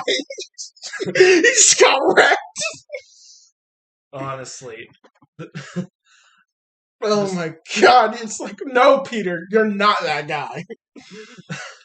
There's been a fan theory going around that Dr. Ock is going to steal the nanotech of the Iron Spider suit. Which we saw a little bit of in the trailer. Yeah, we see him pin Peter to a column when he's in the Iron Spider suit. And then later on in this trailer, we see him from a different angle, and now there's red going across his arms, which most likely is the Iron Spider nanobots. Which is tough to, like, at first it was tough for me to, like, okay, this is a man from the early 2000s. How does he know anything about nanotech? But then you forget, the arms are controlled by AI. It is entirely feasible that they could steal this tech. Oh, yeah. Because, like, Doc Ock himself, probably not. Because the worst that he could do was create, like, a failed energy source in the middle of the harbor. But the arms themselves, they're controlled by AI. They have the complete ability to understand what is going on with his suit and be able to take that technology for themselves. And we've even seen this concept happen already in Marvel because we saw Arnim Zola take down Ultron in an AI battle. He took over Ultron's body. So we already know in Marvel that AIs can fight each other, and if one loses, the other AI will assimilate it. Yeah, especially because Arnim Zola was a scientist who mainly worked in the 40s, died several decades later, and created the algorithm. The Zola algorithm. Yeah. Which also housed his own consciousness that became an AI, and it took down Ultron, which is an AI that is a mixture of Jarvis and the Mind Stone. Which, if Arnim Zola can do that, I can imagine Otto Octavius's AI taking over the Iron Spider. Yeah. So that will be really interesting. What else we've seen is they've mentioned that all the guys there have died fighting Spider-Man, which is a little weird. Especially for Sandman, because it didn't die fighting him. It wasn't implied that he died. If anything, they ended the movie on good terms. Yeah. So, a little weird. Little sketch on that regard. Like, maybe he was pulled from the angriest point in his timeline. Maybe after Peter just ran his face across a subway train. And drowned him. Maybe that's where he was taken from and then put back in the movie to reconcile with Spider-Man later, which would create a mess. Nope. We're not going down that way. No, don't even finish it. We're not going down that way. Let us not think about the logistics of that. Please let us just assume that this Sandman is just doing this against his will. Yeah, because, I mean, Doc Ock implied that they're fighting, like, ghosts, but I feel like that wasn't to be taken literally. Yeah. I feel like that's just a metaphor. Yeah. Because that implies that they're fighting husks and representations of Spider-Man's rogues gallery, which I'm pretty sure they're just straight up variants. Yeah. And by variants, I mean they're just the ones from the movies. Yeah. Like, I don't think they're like husks that are out to target Tom Holland Spider-Man. I think that they like have their conscience, not like, oh, they're ghosts targeting you. Like, and also, they even, like, Doc Ock even looks at Tom Holland Spider-Man and says, "You're not Peter." Yeah. Clearly indicating that he's looking for a Peter that looks like Tobey Maguire. And he has his own consciousness and, like, mostly free will. I mean, it's the AI's free will. True. Well, free will in the essence of the character himself. Yeah. So I think it's mainly that these are people that were taken from the moments before their deaths, and Sandman was taken from the end of Spider-Man 3, and he's just kind of here along for the ride. Maybe they're like, "You'll die like the rest of us," or something. I don't know. I don't know how they'll convince him to join. Yeah. The other four, yeah, they're kind of fucked if they go back. especially because it's implied that a lot of them will come towards the end. Yeah. And so the big thing that this movie also showed is that Ned and MJ. MJ are going to be in the Sanctum Sanctorum, which a little weird, a little surprising, just because, I mean, Doctor Strange letting Peter in makes sense. Save the universe. Ned and MJ, they're two random kids. I mean, they were like two of four people excluded from the spell. The spell failed. Yeah. They straight up said the spell failed, so I doubt that matters. The world still knows who Spider-Man is. If anything, I think how they're going to resolve the Spider-Man thing is you're going to see multiple Spider-Men, and they're going to be like, so how do we know it's really Peter Parker? There was 3 of them. Also, what do you think about the black suit? Obviously, it's not the symbiote. It's not going to be Venom suit. We all know it's not Venom suit, but what do you think about the fact that it's probably a magic-based suit? Which I think it's more necessary to like trap them. Yeah. For example, I think that's going to be the purpose of it, because we do see Doc Ock trapped in a basement of unknown location. And they're like, what's your name? Dr. Otto Octavius. I do like that they're being cheeky with how cheesy the first trilogy was. And they're like, no, really, what's your name? Because, I mean, think about it. Everyone else has, like, a normal name. Norman Osborn, Flint Marko, Kurt Connors, Maxwell Dillon. And then you have Otto Octavius. Literally a joke they made given by J. Jonah Jameson is like, imagine a guy with 8 arms named Otto Octavius. And he was literally the one to give the name Doc Ock. Yeah. I mean, yeah. Like literally, that was a 2-minute joke in the original trilogy. Yeah. But I think the movie is going to be great. I know that them, like, when the other 2 Spider-Men show up, it will be the Captain America pulling up Mjolnir. It will be that scene. I think it will be that scene. We have that level of hype. When we see Matt Murdock, it's also going to be really hype. The scene that I've heard he's going to be in is going to be really cool. Apparently, he's like, "Who are you?" He's like, "I'm a good lawyer." And then someone throws a brick at Peter, and Matt catches it without looking. He's like, "I'm a very good lawyer," which I think is going to be really cool if it's true. Just because, yeah, Matt does that. I mean, mind you, ever since like probably like 2015-16, he's been running his own let me back in the MCU, please. Like, he's been running his own law firm, doing stuff, so maybe he took a backseat to vigilante justice, but... I mean, let's be honest. No, he didn't. I mean, knowing his character, no, he didn't. He has a truce with Kingpin, but that doesn't mean he has a truce with the rest of the crime. True. He only had a truce with Kingpin. And he probably still was looking for Elektra, if anything else. And there's still Bullseye to watch out for. I mean, it is not with Bullseye's paralyzed. True. I mean, let's be honest here. Was anyone expecting, like, if you were in the show and you saw what they saw, Kingpin broke his back against a column. Within the same universe, that killed Lamar. Do you honestly think they're expecting Bullseye to come back? Yeah. In universe? Fair enough. Yeah, no. He's not worried about him. If anything, he's just looking for more bad guys to beat up. Yeah.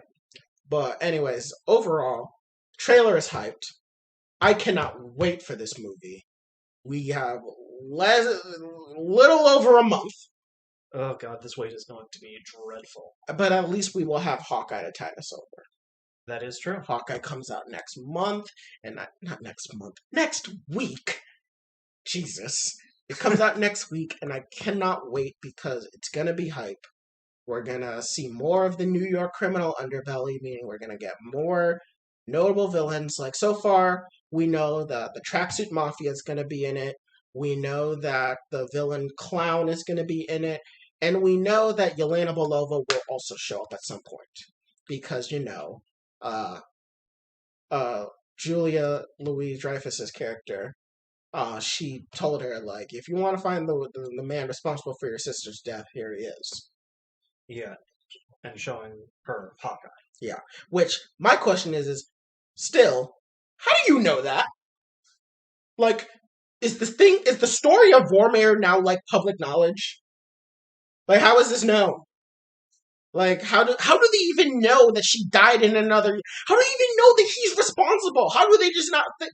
Like, I know that the Battle of New York was publicized because they referenced the fact that Wanda could have beaten Thanos if he didn't call his ship to shoot her down.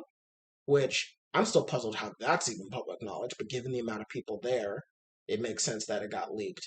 But the stuff on Vormir, however, how was that leaked? Yeah. Because like even when it came to like announcing the people that died in Far From Home, they only mention Vision, Iron Man, and Captain America. They don't even mention Black Widow. Maybe they'll show like a flashback scene of him giving like memoriam to Black Widow as a character. Okay, but then that doesn't explain how they know that he has an involvement in her death. He could give a little light. We traveled to an alternate timeline where we fought each other about who got to kill themselves first, and I lost. Okay, fair enough. How on earth is he explaining that? Fair enough. Yeah. I want to know how that even happened. But we'll get that explanation when the show comes out. Yeah. Overall, I'm excited. Can't wait. Marvel's still coming out with fun and exciting things. Yeah. But moving on to our next topic. So recently, there's been a lot of talk about the Kyle Rittenhouse case, and we want to give some updates on that, give our general view of what's going on, and just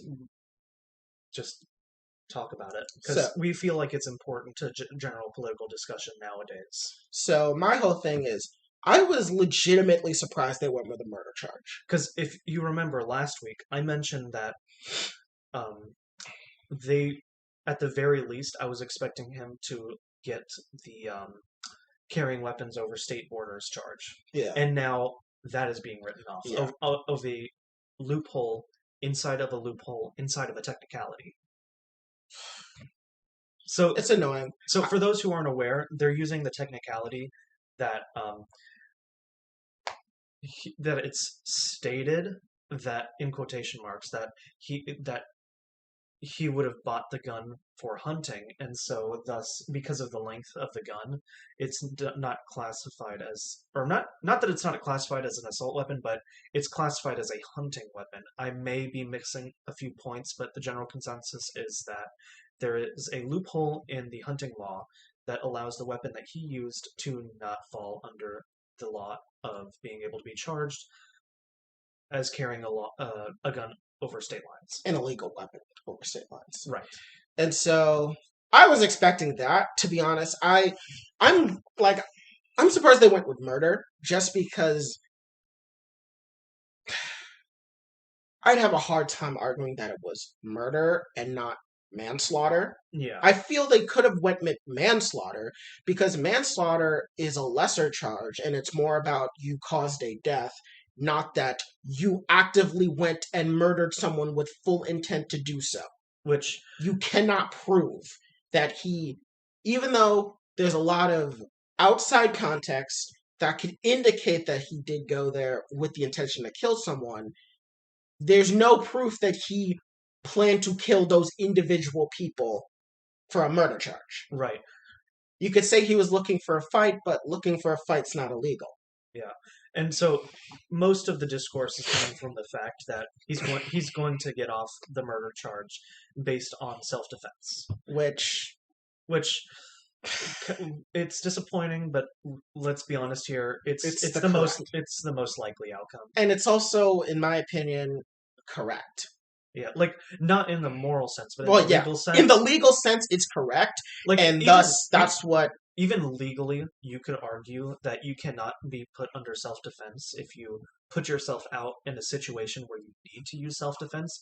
Like, for example, you can't go rob a bank and then When the security guard points a gun at you, you shoot him in the head and say and self-defense. because that is an invalid use of self-defense law Yeah. because you put yourself in that situation, which obviously I'm trying to put an analogy as to comparing that to what Kyle Rittenhouse did last year in August, but It's it's difficult, it's really difficult. especially because the person he shot had a gun himself. Which here's just a pro tip in general. No matter what side you're on, do not bring a gun to a protest. You make it infinitely less safe for everyone, whether it's for the people that you're protesting with or the people you're protesting against. You make the protest much more unsafe. So please don't bring a gun to a protest. Both Rittenhouse and the unfortunate man that died should not have been bringing guns. Period. End of story. And I don't want to say that it's the fault of that man because obviously it was morally it was the fault of Rittenhouse. But at the same But at the time, same time, you shouldn't. this is the reason why he's getting off on the self-defense charge. Yeah, like, just don't bring a gun, people. Like, And again, we are not down talking the man who got shot. it's more just the fact of bringing a gun makes things more difficult because And it's a weapon. The arguments that you can use to say that Rittenhouse is in the wrong works for that man as well. Because their arguments are predicated on the fact that both brought a gun to a protest. And the only reason you bring a gun to a protest is if you're expecting violence or want to threaten violence. Yeah. And so we can't impugn Kyle Rittenhouse for that without impugning the man as well. Yeah. It would be very hypocritical. So, so right now today, they wanted to look over some footage of the jurors themselves, but also the defense attorneys want to completely call a mistrial because due to video compression. So, for a little bit of context, what the defense lawyers are alleging is that because of the fact that the video evidence that was presented was compressed from 11 megabytes to around 3 or 4 megabytes, that means that the evidence was tampered and thus does not qualify as adequate evidence, which I don't know if there's been any precedent for that to cause a mistrial, which I don't think so. Like, compressing and like, I don't think this should constitute as a mistrial because it was compressed due to the format they sent it in, which is email. I feel that emailing evidence to the other side when requested and is considered legal would be proper, proper etiquette. apparently they were supposed to use like Apple AirDrop to transfer the evidence, and since that was not available between Apple and Android, they used email. Yeah, I feel that's not really a good case to call for a mistrial. Especially And when I would assume that the uncompressed video would be easily accessible. I mean, of course, there is the part of a trial where you have to present the evidence in. yeah, So, but it is the same exact evidence, yeah. which I mean, is in a logical sense it makes sense, but in a legal case might be a bit difficult. Even in a logical sense, the only way you could argue that this deserves a mistrial is if the compression was enough to distort in any significant way. Which anything, it might reduce the resolution, But also, but sending via email, you have the option to uncompress, to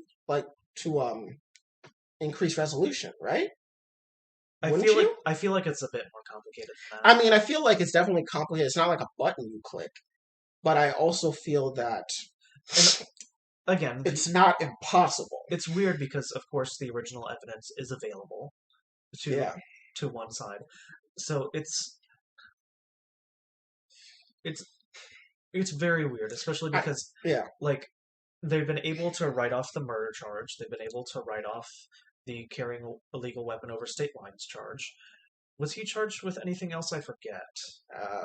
Reckless endangerment. Yeah, it's reckless endangerment, which I would argue, yes, that's reckless endangerment, and I would also argue that one of the men that he shot, that if he was to be alive today, should also get the same charge, as it is my opinion that bringing a gun to a protest is the definition of reckless endangerment. Yeah. But I really am hopeful that he doesn't get to walk at all.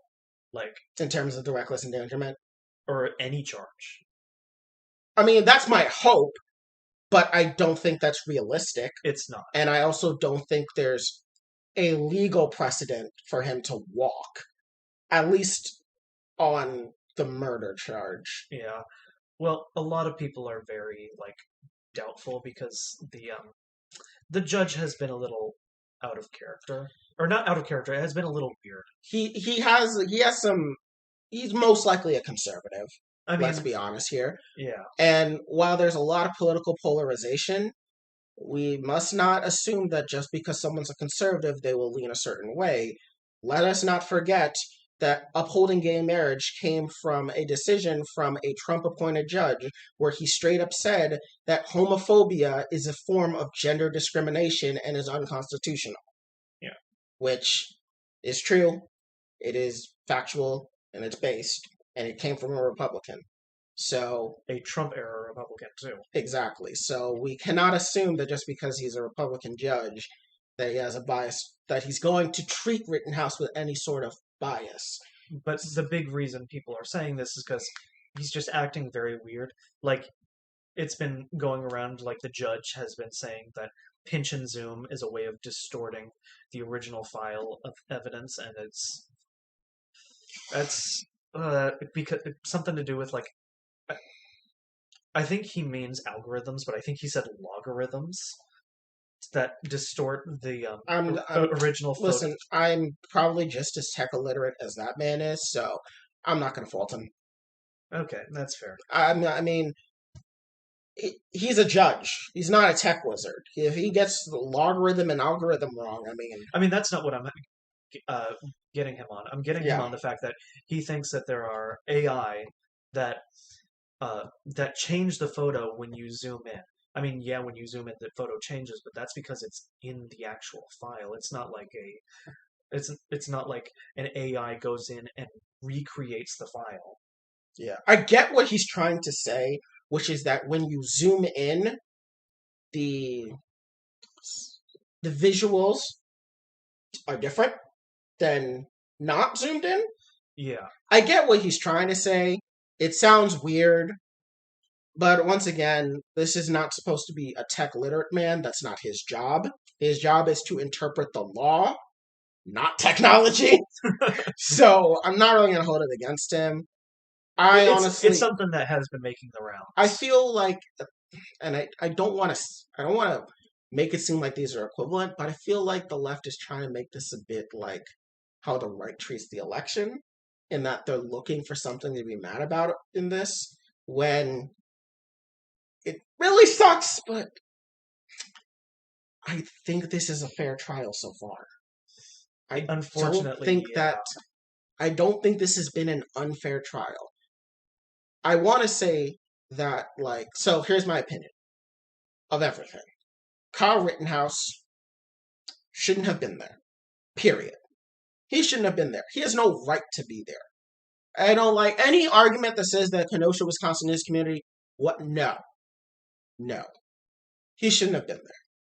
But it's his right to go there. But it was not appropriate or necessary for him to bring a gun there, and I will fault him for bringing a gun there. 100%. Because he should never have been bringing a gun there. If he wants to go and defend property, he could go do that his own damn self without a gun. Guns are escalatory. Guns make things exponentially dangerous. Don't bring a gun, especially when you're 17. Unless you are a law enforcement individual, you should not be possessing a gun at a protest. Leave that to the police. Lord knows that things are already dangerous when it's just them with guns. Once you bring civilians with guns, things become more dangerous. So I think it's absolutely terrible that he brought a gun. Yeah. And the big reason we say at a protest is because we are not admonishing people's Second Amendment rights. What we are saying is that protests are highly emotional areas where people can act irrationally, and with a highly lethal weapon such as a gun, it is not a smart idea to bring them. Oh, it definitely is not a smart idea, and especially when you're a teenager.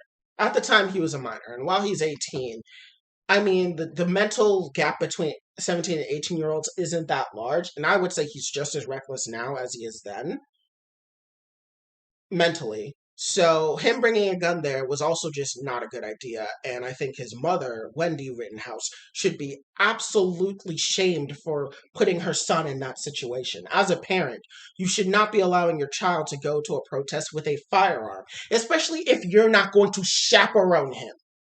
At the very least, if you're going to take your child to a protest and you're gonna bring your child to a protest with a weapon, you should chaperone your child. No, I guarantee she was afraid of him. I hate to bring humor into the situation, but I kind of think she was afraid of him. I don't. I don't think for a second she was afraid of him. I think she was proud of him. But I also think that she should have been a better parent in, first of all, not letting him go. Second of all, if she's gonna let him go, then he needs to go without a weapon. Third of all, if he's gonna go with a weapon, she should be chaperoning him. And I do not buy any argument that she was afraid of him. I don't think this woman is afraid of her son whatsoever.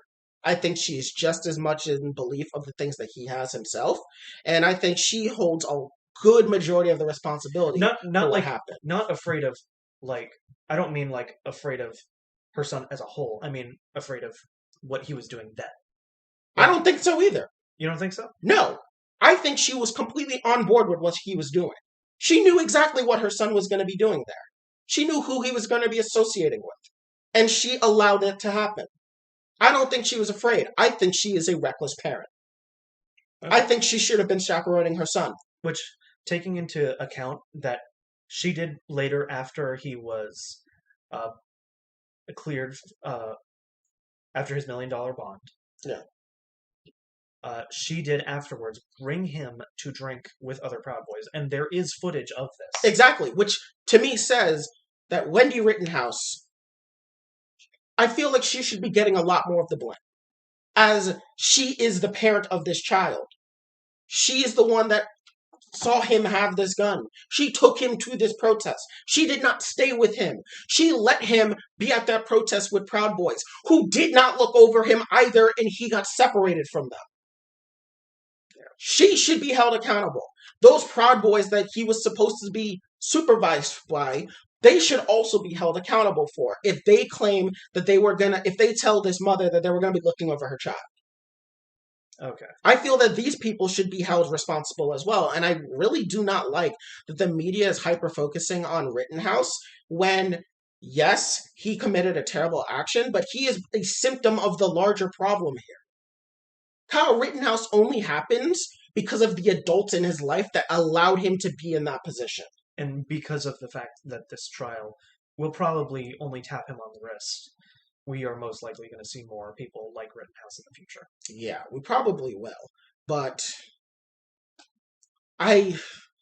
for the longest time, I just have a hard time getting mad at Kyle Rittenhouse himself when I know for a fact that he would not be there if not for the adults in his life pushing him there.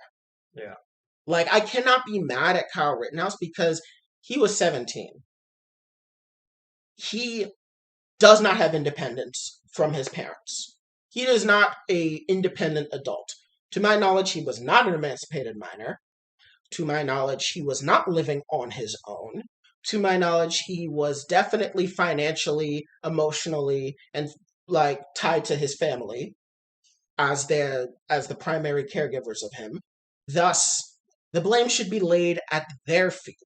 And any other adult role model that claims to have any sort of authority over him, they should be the ones at fault. And while Rittenhouse definitely should be the one on trial, I feel that the media and the discourse surrounding Kyle Rittenhouse really needs to be around the adults that let this happen. Yeah. Like, I understand what you're saying. Like, you're not trying to get rid of the fact that he is his own moral agent.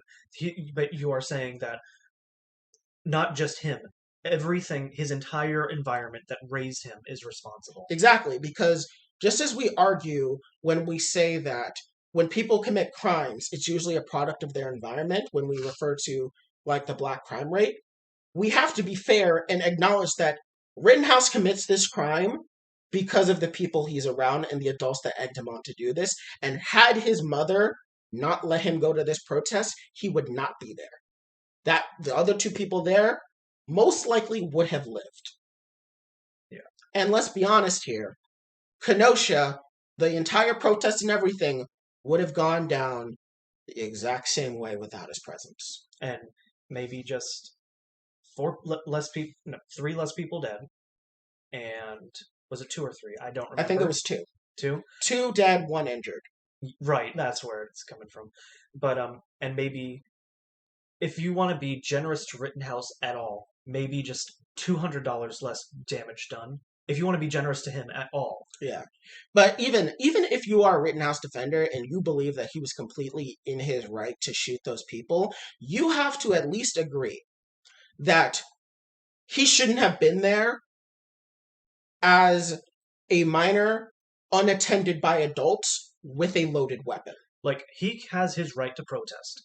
That's fine. He has, but bringing a gun to an area where he does not live should not be looked at without consequence. Obviously.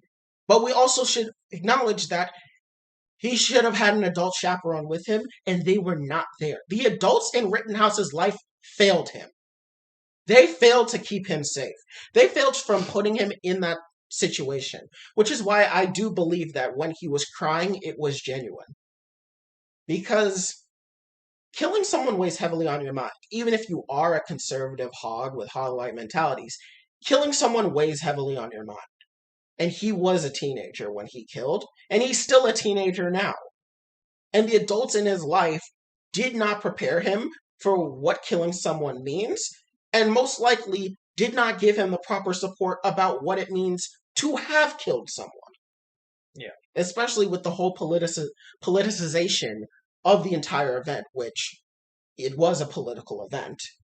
But the entire just divisiveness surrounding it, it really gets to me that we aren't focusing more on the conservative men and women that are adults that led to this, the people that egged him on, because he's a teenager. And I could go on a whole spiel about how a lot of teenagers are actually in positions of power within some alt-right communities, and they are goaded into these positions of power by grown men, and how that leads to a lot of terrible things.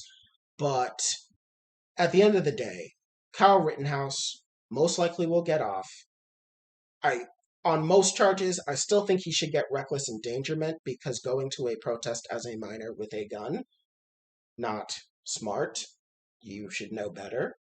Even as a minor, you should know better that that was not a good idea, and I think he should at least get reckless endangerment.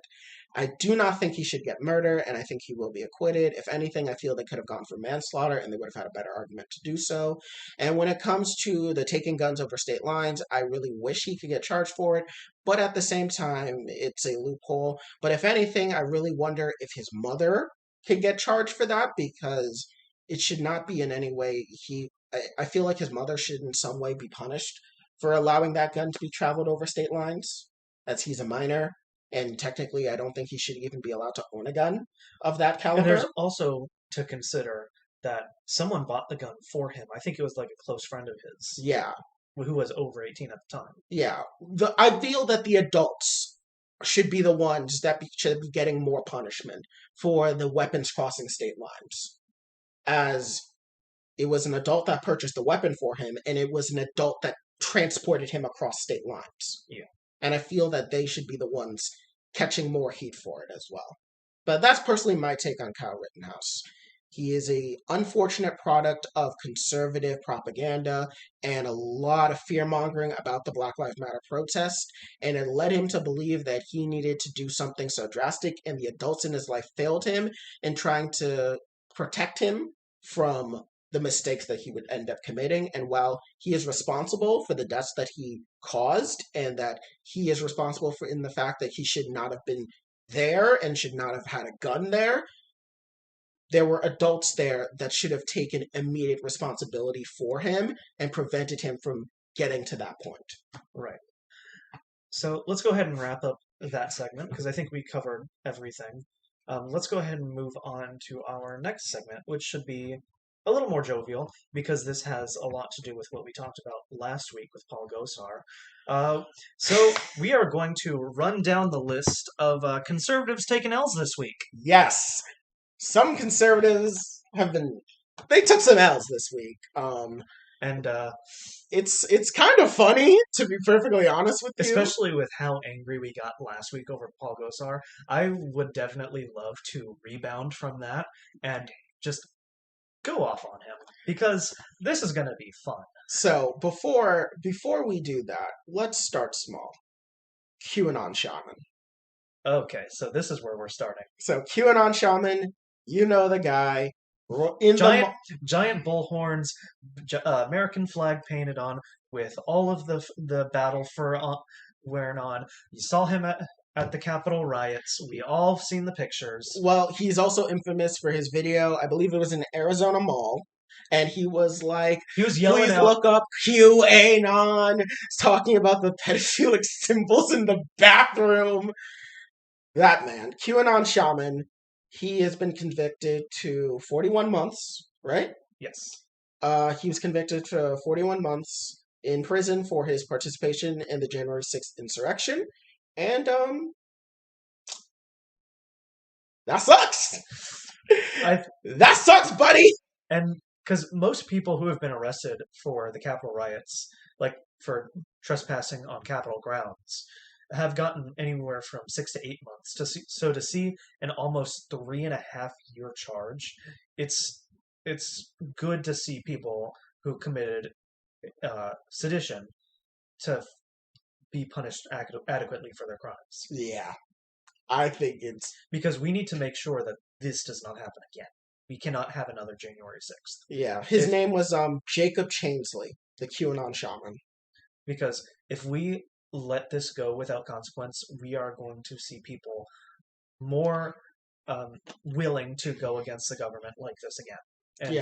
And this was not a tourist trip. This was a terrorist attack. Yes. I know tourist and terrorist sound very similar. I know it's very difficult to tell the difference between the two, but you gotta make sure you know the difference. I know some congressmen have told you otherwise, but please listen. There is a difference. Yeah. So, Jacob Chansley, QAnon Shaman, 41 months. What you gonna do, bud? See you in 2.5 years. He's probably just gonna keep complaining about his diet. Because did you hear he was? Yeah, he wasn't getting his like vegan. I think it was like vegan or keto or something like that. Yeah, I do feel a little bit bad because if you are vegan, you should be given options. Because the prison system does treat people awfully. Yeah, let's be frank here. Yeah, let's be frank. The prison system is terrible. And like the reason the left advocates for improvement of our prison system is not just to help leftists; it's to help everyone. Yeah, so I do feel bad for him in the sense that if he has dietary morals such as veganism, and he wants to adhere to it even though he's in prison, I feel that it is his right to be allowed to adhere to that. And it does suck that he's not going to be getting that right. But on the whole, if you really didn't want this to happen, you shouldn't have committed a terrorist attack by infiltrating the Capitol during an insurrection. Trying to stop the verification of the election. With explicit threats to kill members of government. Yes. So, Jacob Chansley, sucks to be you, but you took a fat L. Yep. Speaking of fat L's, next up is Paul Gosar, who last week we covered the fact that he implicitly threatened Representative Alexandria Ocasio-Cortez as well as President Joe Biden with his edited Attack on Titan intro, And last week we said that we really hope he faced consequences, but we didn't expect anything too serious to come. So, and this has been like something that conservatives have fought hard against, because like, oh, it's not breaking any laws whatsoever. He's not implicitly giving any threats. He's just fighting against socialism and the signing of the infrastructure bill, which sure, but clearly the majority of the House agrees with us. Yeah, he was censured today And I think by it was Nancy Pelosi. Yeah, and I believe the House voted 227 to 203 to censure Paul Gosar, Yes, including Republican representatives Liz Cheney and Adam Kissinger. Yeah, Adam Kissinger, with an Ohio representative who is a Republican voting present. Yes. So while he didn't vote no, he also didn't vote yes. Yes. But regardless, the majority of Congress has agreed to have him censured. He was censured for his actions, and that means he was stripped of any communities that he was on. So that gets rid of him on the Natural Resources Committee and the Committee of House Oversight and Reform. Yep. Which one of them AOC is on. I forget. I think it's House. I believe she's on Oversight. Oversight and Reform. Yeah. Yes. Which, I mean, sucks, bud. But you can't really put threats on our favorite Congresswoman. I'm sorry. I mean, that's what happens. And so for anyone saying, "Oh my God, it wasn't that serious," clearly it was serious. And I mean, Paul Gosar, I mean, he took it like a champ. He proceeded to then retweet the video again after deleting it. So guess what? He's like, well, I have nothing to lose now. Because he deleted it, and then in the brilliant Louis Gohmert-esque mind that he has, decided, you know what, I'm going to send it out again. Which, you know what? Let's go ahead and take that as grounds to go after him again. Why not? Whatever punishment could be levied for retweeting it, which could be considered a separate action, do it. But even if he doesn't, ratio him so hard. Ratio the retweet. Just hit it with the ratio plus L. You fell off. AOC better. Or hell, don't even say AOC better. Say ratio plus L plus Ted Cruz better. Something like that. Oh my God. Like ratio plus L plus Nick Fuentes was right. I don't know. Stop. Please stop. I don't know. Please stop. Just anything to get under his skin. Ratio plus L plus dentists aren't real doctors. But he took an L, and I'm glad he did. It was super satisfying to do our pre-stream research, because we were originally going to talk about, of course, QAnon Shaman and the rest of the conservatives we were going to talk about later. But Paul Gosar was the icing on the cake. Especially because as of this recording, our video on Paul Gosar is our most popular video ever.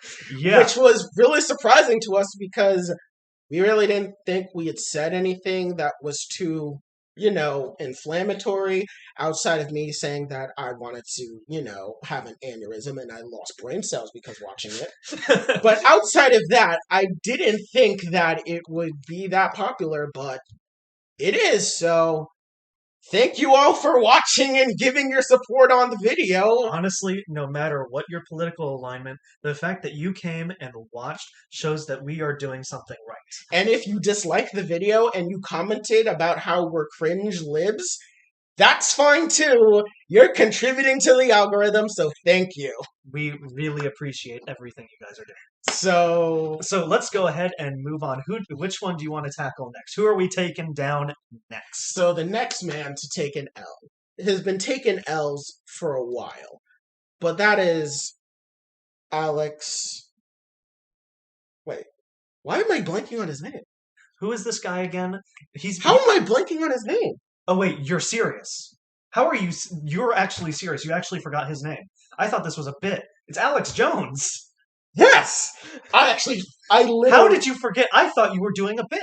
No, I actually completely blanked on his name. How do you forget the guy? I said Alex, And for some reason, my mind immediately went to the YouTuber Alex Bale, which Alex Bale is nothing like Alex Jones. For one, he actually has a YouTube account. And two, Alex Bale's conspiracy theories are about SpongeBob SquarePants and they're completely harmless. Alex Jones's conspiracy theories are about people's dead children. So recently he was put under trial by 10 separate victims who alleged that his actions led to their inability to live comfortably. So pretty much like everyone knows the Sandy Hook massacre and how Alex Jones had perpetuated lies saying that they were state actors and that their parents were a part of it, and so his audience allegedly went after them and harassed them, forcing them to move several times. There was one family that unfortunately had to move 10 times since the Sandy Hook shooting. Actually, was it 4 victims or 10 victims? Was I right on that? It's 10 victims. 10 victims? Okay. It was 10 victims, and one family had to move 10 times. Okay. Which, in my opinion, is absolutely ridiculous. Having to move that many times because someone told a lie about you. Let me see if I can get their names. Well, I'd rather not spread their names because I don't. Actually, yeah, that is a good idea. Let's not spread their names because I don't want. I mean, their names are public and they were in the article, but I do not want to continue any harassment towards them just for their sake. That's fair. They've suffered enough. That is very true. But to go on, the reason Alex Jones has received a massive L is because he was found guilty, and drumroll please, by default.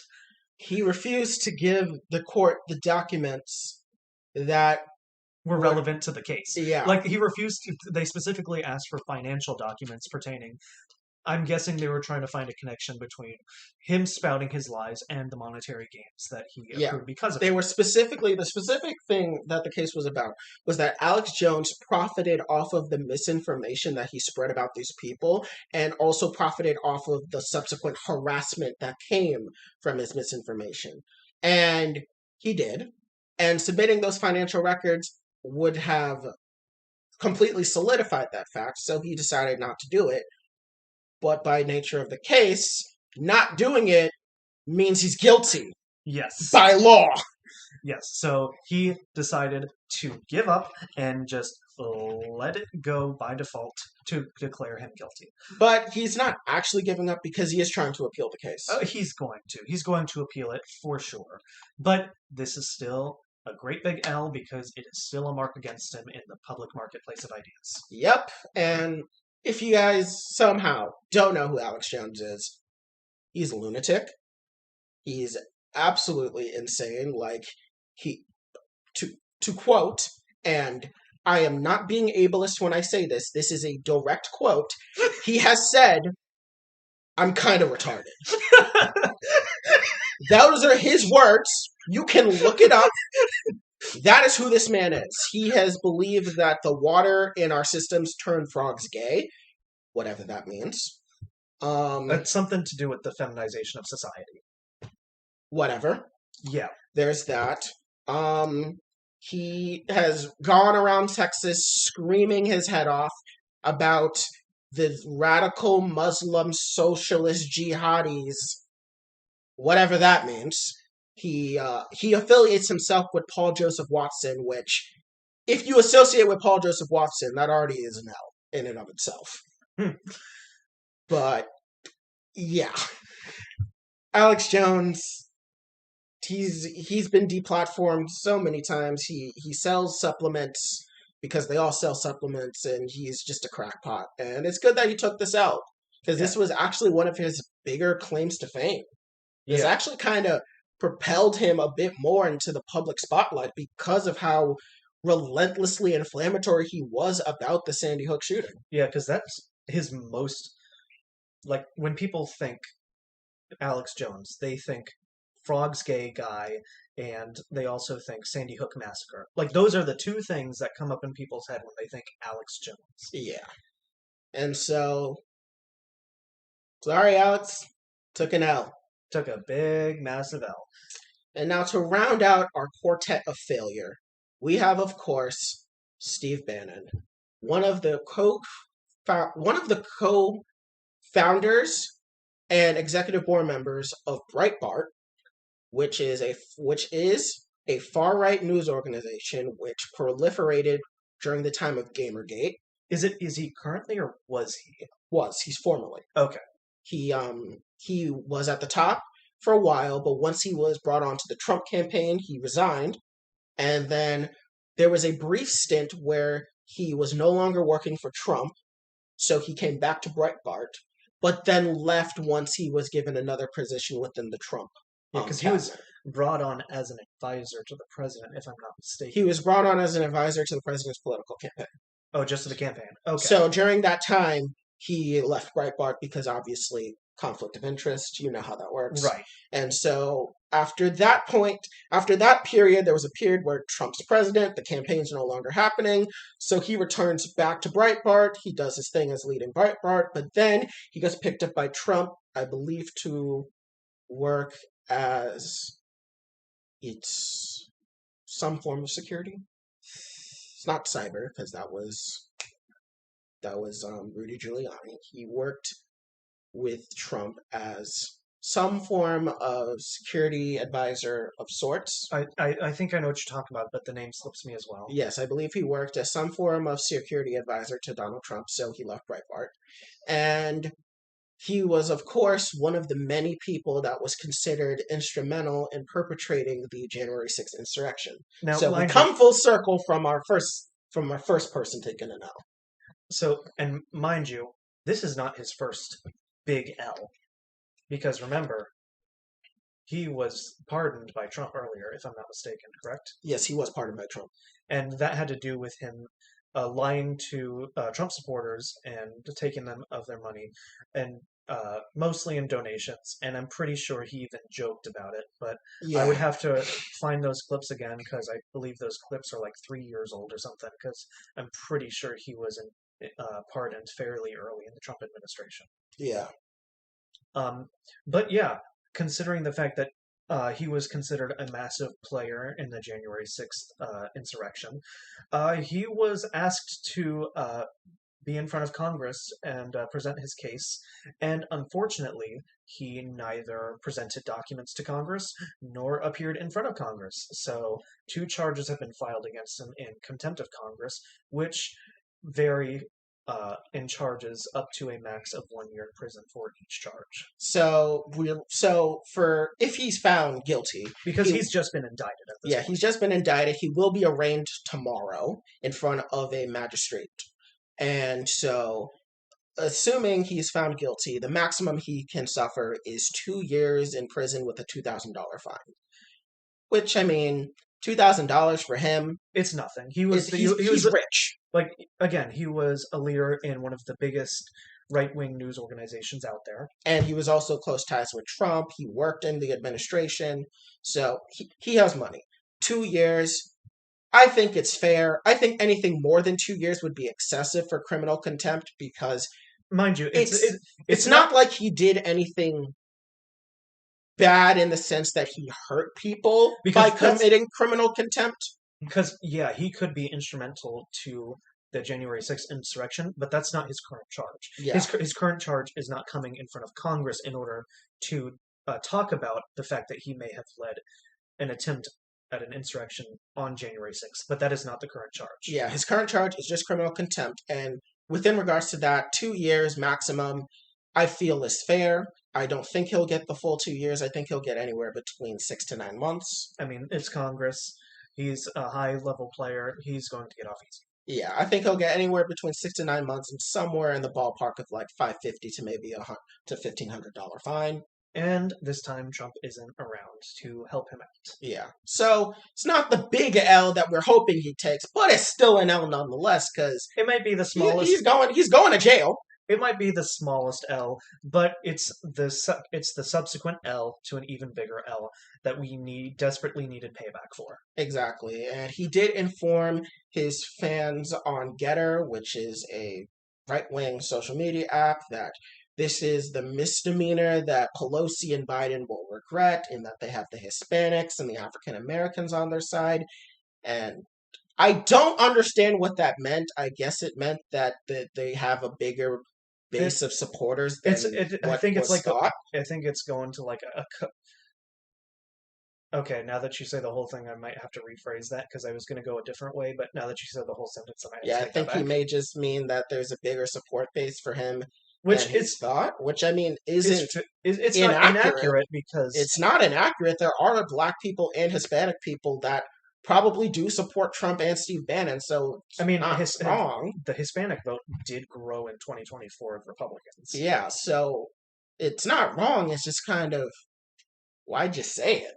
It's It's meaningless. yeah, it's a little weird just to say it because we know Yeah. they're of course, they're black people and Hispanic people that support you. They support there's people of all races that support anything. So yeah, Yeah. but I mean whatever. So we have our quadruple power team of L takers today. The four horsemen of L: James Chanley, Paul Gosar, Alex Jones, and Steve Bannon. They all four of them, they took some hot L's, some worse than others, two with jail time, one with censorship, and another losing and probably gonna pay a fuck ton of money. Honestly, I am so happy to be rewarded for being angry at Paul Gosar last week. I feel incredible roasting him so much. Yep. Remember, people, ratio plus L plus you fell off plus dentists aren't real doctors. But even though dentists are doctors, just say it just to get under his skin. I doubt he reads his tweets anyway, though. Yeah. So that concludes that segment. So we're going to have a one more segment, but it's not really related to any story. I just want to go into a bit of a few personal anecdotes regarding the Great Resignation. I think that we both have a lot to talk about. I mean, neither of us being in the service industry at all, but I do think this is something that does need to be addressed because I have been noticing a lot of things in regards to consequences of the Great Resignation and a lot of counter talk that is extremely harmful and does nothing to help out what's going on in our economy right now. Yeah. So, for those who don't know, when I refer to the Great Resignation has been a catch all term referring to everyone in the service industry and all industries that do not treat their workers well leaving because they do not feel that the minimum wage is sufficient enough for them to stay. So the big thing is that people are now switching to going up in the world, either uh, getting better paying jobs, going higher up on the ladders in different companies, or they are resorting back down to welfare because they feel that the effort that is put is not worth it, so they are going on welfare. Which, before I sound like a conservative, I want to state that they are not doing this to be lazy. They are doing this because they feel it's not worth the effort to be treated like a workhorse in a cog in a system that does not treat them well. So why put in that effort when you can just go on welfare? Now, mind you, it is not easy to stay on welfare, but it cannot be understated that welfare is a last resort that people do need. Now, the reason I talk about this is because recently there have been two instances at one of my favorite restaurant chains where, in one instance, I had to wait 40 minutes to get seated, which, I mean, in a crowd of 20 people is a bit much, but of course, they also did have a sign up says "Do not seat yourself. We are low staffed." So clearly, they are trying to combat a combative customer base that feels that they can seat themselves. And then when I go to a different location of the same chain, they closed 3 hours early, and we overheard from other members of the staff that it was because of low staffing. So to put that all into what the main idea I want to elaborate on is that the reason that people are leaving is because they're not getting paid enough. That is the big thing. And we are hearing so much rhetoric from the other side that they are not working hard enough. And it's just so damaging because people in the service industry do not get treated fairly. And if they don't get treated fairly, why do they want to serve for your whiny ass? I mean, I don't want to make general attacks here, but people are not fair to these guys. Like, they serve on wages that have been stifled because of the Cold War, and we have never recovered from it. For those of you who don't know, the main reason we have tipping culture here is because during the Cold War, the economy was stifled quite a bit. So, in order for service workers to make any money, it was encouraged that people tip. Now, ever since our economy recovered from the Cold War, we never got rid of tipping culture as a whole, and thus we are one of the few countries who still have tipping culture. If you speak to any Europeans, they will make fun of us because we still tip. And of course, it is considered rude to tip people in Europe. Yeah, I mean, he's exactly right. And to add on to the fact that this is more because of how very terrible working conditions are and not out of a mass sense of laziness, the issue with working in service jobs or really any type of low level blue collar work is the fact that it is a thankless job and it is one that is very demanding in time. Like there were like back in tribal society, people had roles. People had stuff that they loved doing. You had people for certain tasks doing different things. What kind of person has any pride being a box stalker for Amazon? No one. You don't have any joy in that, mostly because Amazon is a horrible company that does not treat anybody on its uh, payroll well at all. And so the solution isn't get rid of working for Amazon. No.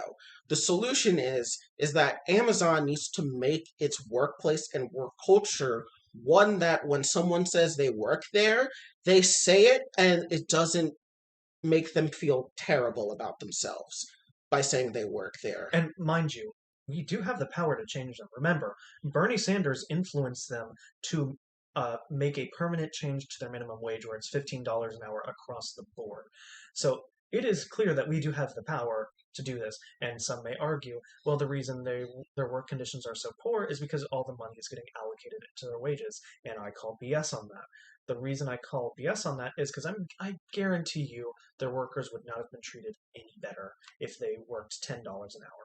Yeah, I mean, if you've heard stories about what happens when you work in an Amazon warehouse, it's anything from you aren't able to use the bathroom for hours on end to very extreme examples. Not to say that this happens in every warehouse, but it's been extreme enough where some people have died while working and the staff still have to keep working despite their coworker having died, which shows that this isn't good. And mind you, this isn't just Amazon.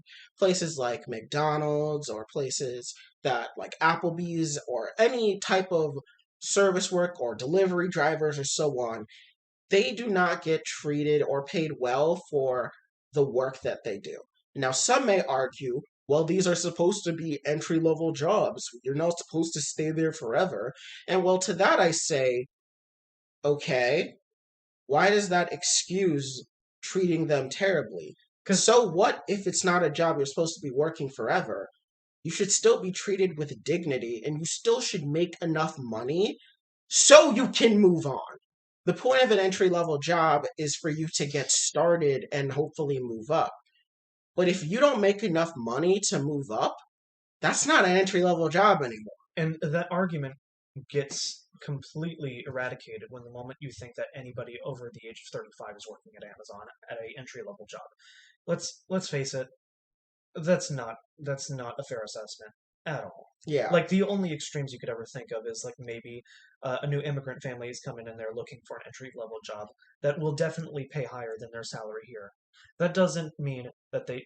That's just the one exception that I can possibly think of, and even then, that is no excuse to treat them poorly in the workplace. Yeah. And the other thing about it is that the people that are working these jobs aren't young people alone.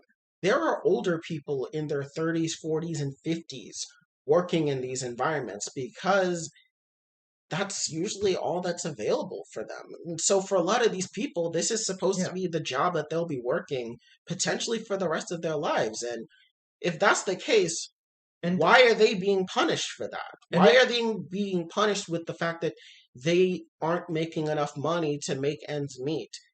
Isn't the point of working a job, any job, to make money, to benefit yourself and make ends meet while contributing something to society? Why is it that There are some jobs that we consider so much lesser that if you work it, you deserve to be treated terribly just because you work it. And the reason I really wanted this to be a segment is because it's so easy.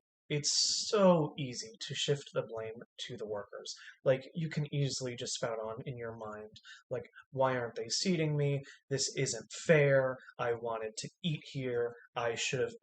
This restaurant should have been open for me. And a lot of that is not in their control, and we have to be nuanced about this. These are not the faults of the workers. This is the faults of industries that refuse to grow past their faults. Because, like I said, the service industry has not grown from tipping culture, and because of that, people cannot get even paid the minimum wage. Yeah, because of tipping culture, a lot of service workers don't actually get paid minimum wage. They get paid below minimum wage because they're expecting the tips to make the difference, And which let's isn't right at all because tipping is a voluntary action and it causes a negative feedback loop. Because think of this.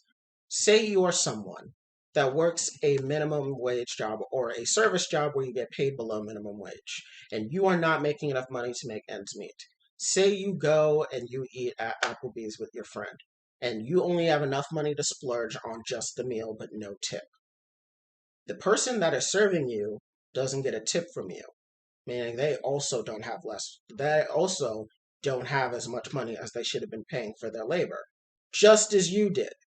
It's a negative feedback loop because imagine there are multiple people out there that aren't making enough money to make ends meet, and the little money that they can scrape together to go out and eat something, they may not have enough money to go and tip. Now, some will say maybe you should just ration your money to tip. But why is it the responsibility of someone going out to eat to make the difference for the paycheck of the person that's working at the restaurant? And that's why I hark on tipping culture so much, is because it shifts the responsibility of the company to the customer. And that should have been eradicated as soon as the US recovered from the Cold War, which we have not. I mean, tipping culture is just It's a consequence of antiquated.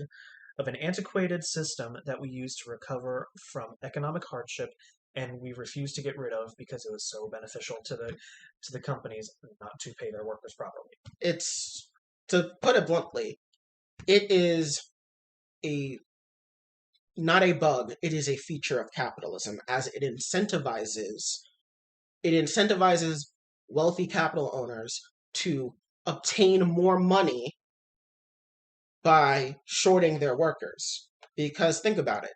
If you're a wealthy capital owner and you're trying to maximize profits, and when I say wealthy capital owner, I mean like say like a CEO or even just like a high level executive, your goal is to make money, as much money as you possibly can.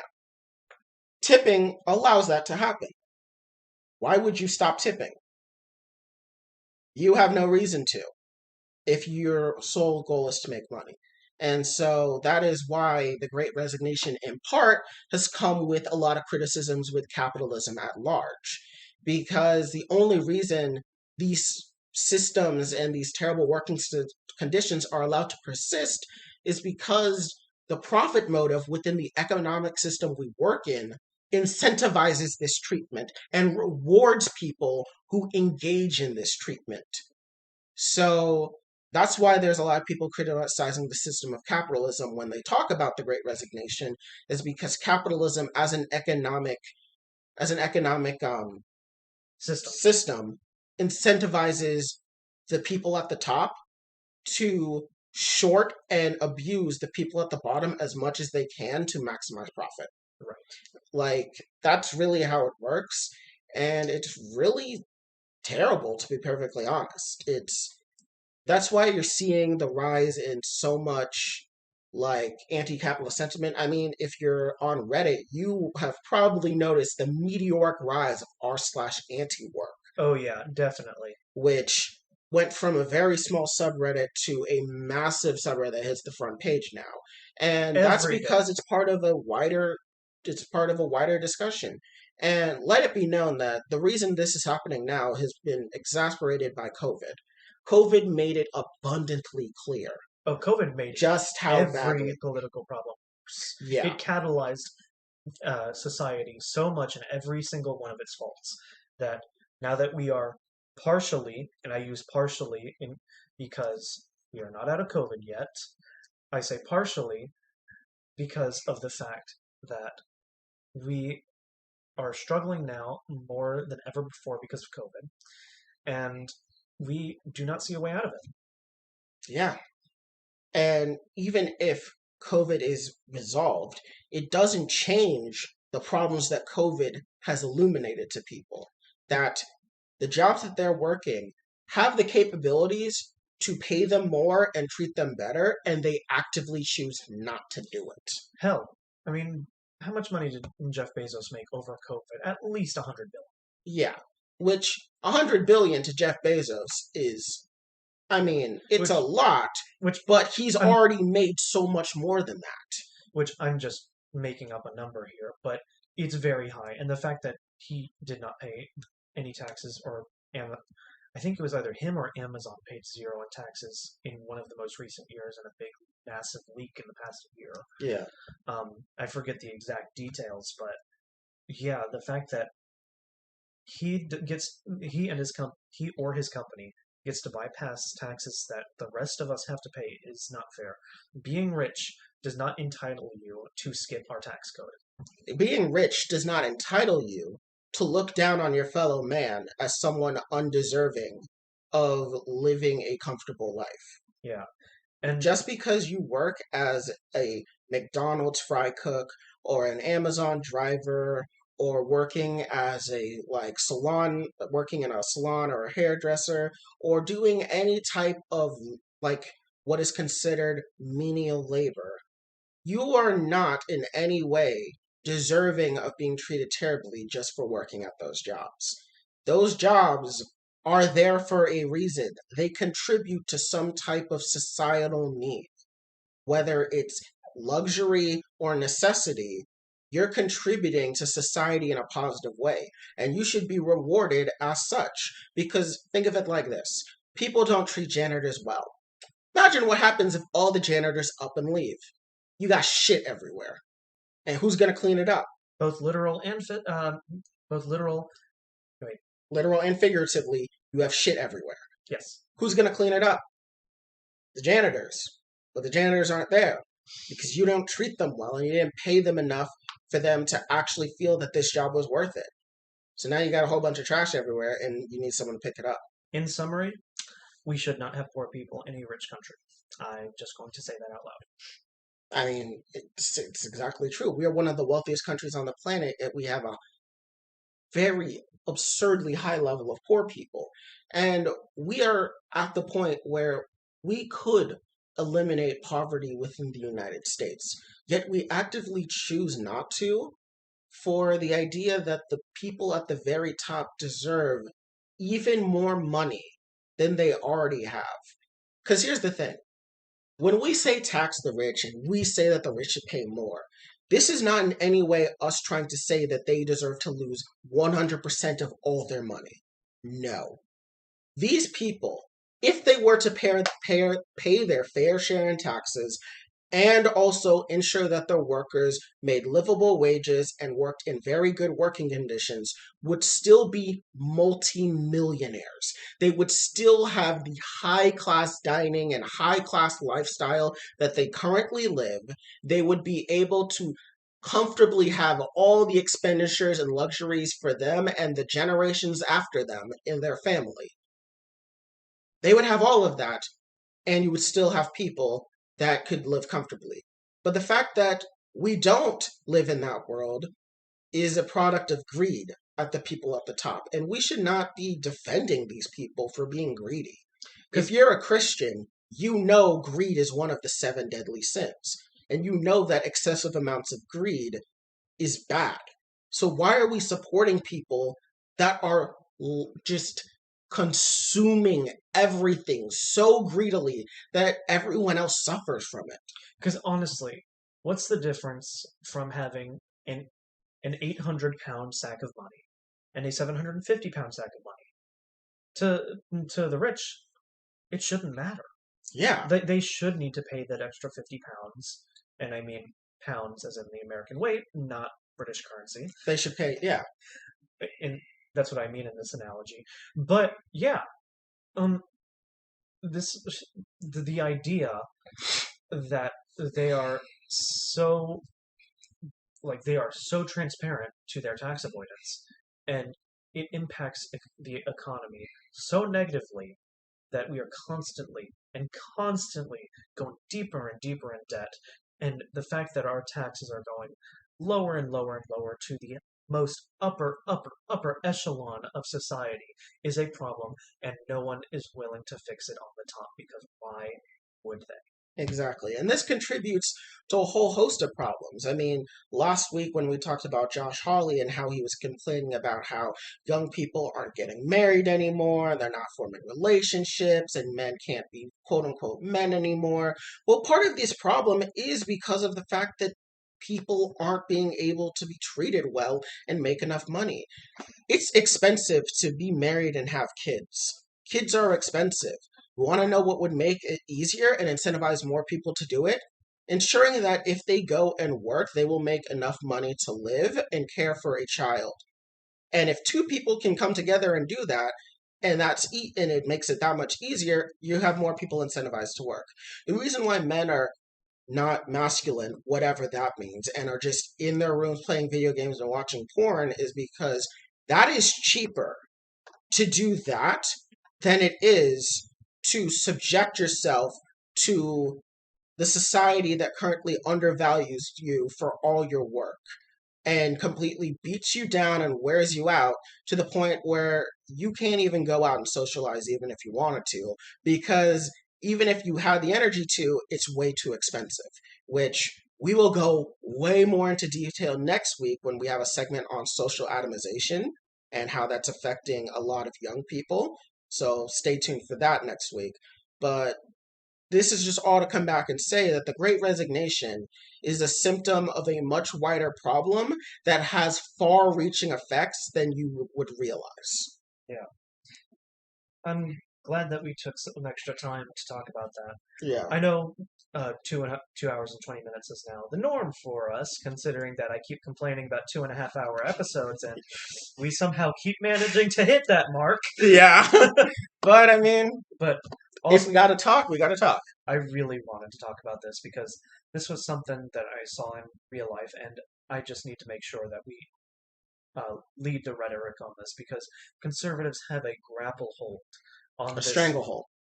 Well, same Yeah. thing, but a stranglehold on the entirety of the rhetoric concerning the Great Resignation, and we cannot let them continue to do that at the expense of the working class. Yes. But also, I wouldn't just say conservatives, I would say liberals as well, because let us not forget that the Democrats in Congress and in the Senate also do not help us in these ways. They are also just as incentivized to allow this to persist as the Republicans are. So let us not act like the conservatives are the only ones doing this. The liberal Democrats in Congress are also perpetuating this cycle and profiting off of it. I'm looking at you, Nancy Pelosi, and Chuck Schumer, and all those other members of the Democrats like Kirsten Sinema and Joe Manchin and all those other people, with really the only rare exceptions being members of the squad like AOC and Ilhan Omar and Bernie Sanders and such. But they're such a rare minority that, I mean, let's be honest here. We can only list them on our fingers. Yeah, the majority of Congress and the Senate, of both Democrat and Republicans, are complicit in this, and they're very much complicit in allowing the problems that the Great Resignation is exposing to persist. Yeah. Honestly, very glad I was able to lead a segment this time and, Yes. and control the conversation. Most definitely. This was definitely something that has been really getting at you, and so it's really good that you're able to bring it up and talk about it in depth and all the problems that come from it. Especially because this is an example where anecdotes matter because the anecdotes line up with the data. Yeah. It's been lining up, because this has been the consequence of everything building up ever since the Cold War. Yeah. Really, it's been a consequence of everything building up since we entered late stage capitalism. Right. Capitalism was an improvement to the system we had before in feudalism, and was developing the country in a positive way, but was never meant to be permanent. It was always meant to be the next step to whatever would come afterwards. And we're currently stuck now with this late stage capitalism where it's ending at its lifespan, where we're seeing all the terrible things that come with it, and we're trying to extend its lifespan when we need to move past it. Yeah, exactly. But I want to thank everyone for hearing out. I know this political segment was a little different than the norm that we're used to, but this needed to be said, and I'm happy to be able to say it. Yeah, this was definitely a good episode. I hope you all enjoyed. Yeah. If you like what you hear, please, if you're watching on YouTube, please like, comment, and subscribe on the videos and the streams. If you're on Twitch, follow and share with your friends. If you're on Twitter, follow on Twitter and like our tweets. And if you see this on any other platforms, please seek us out on Worldwide Wednesdays.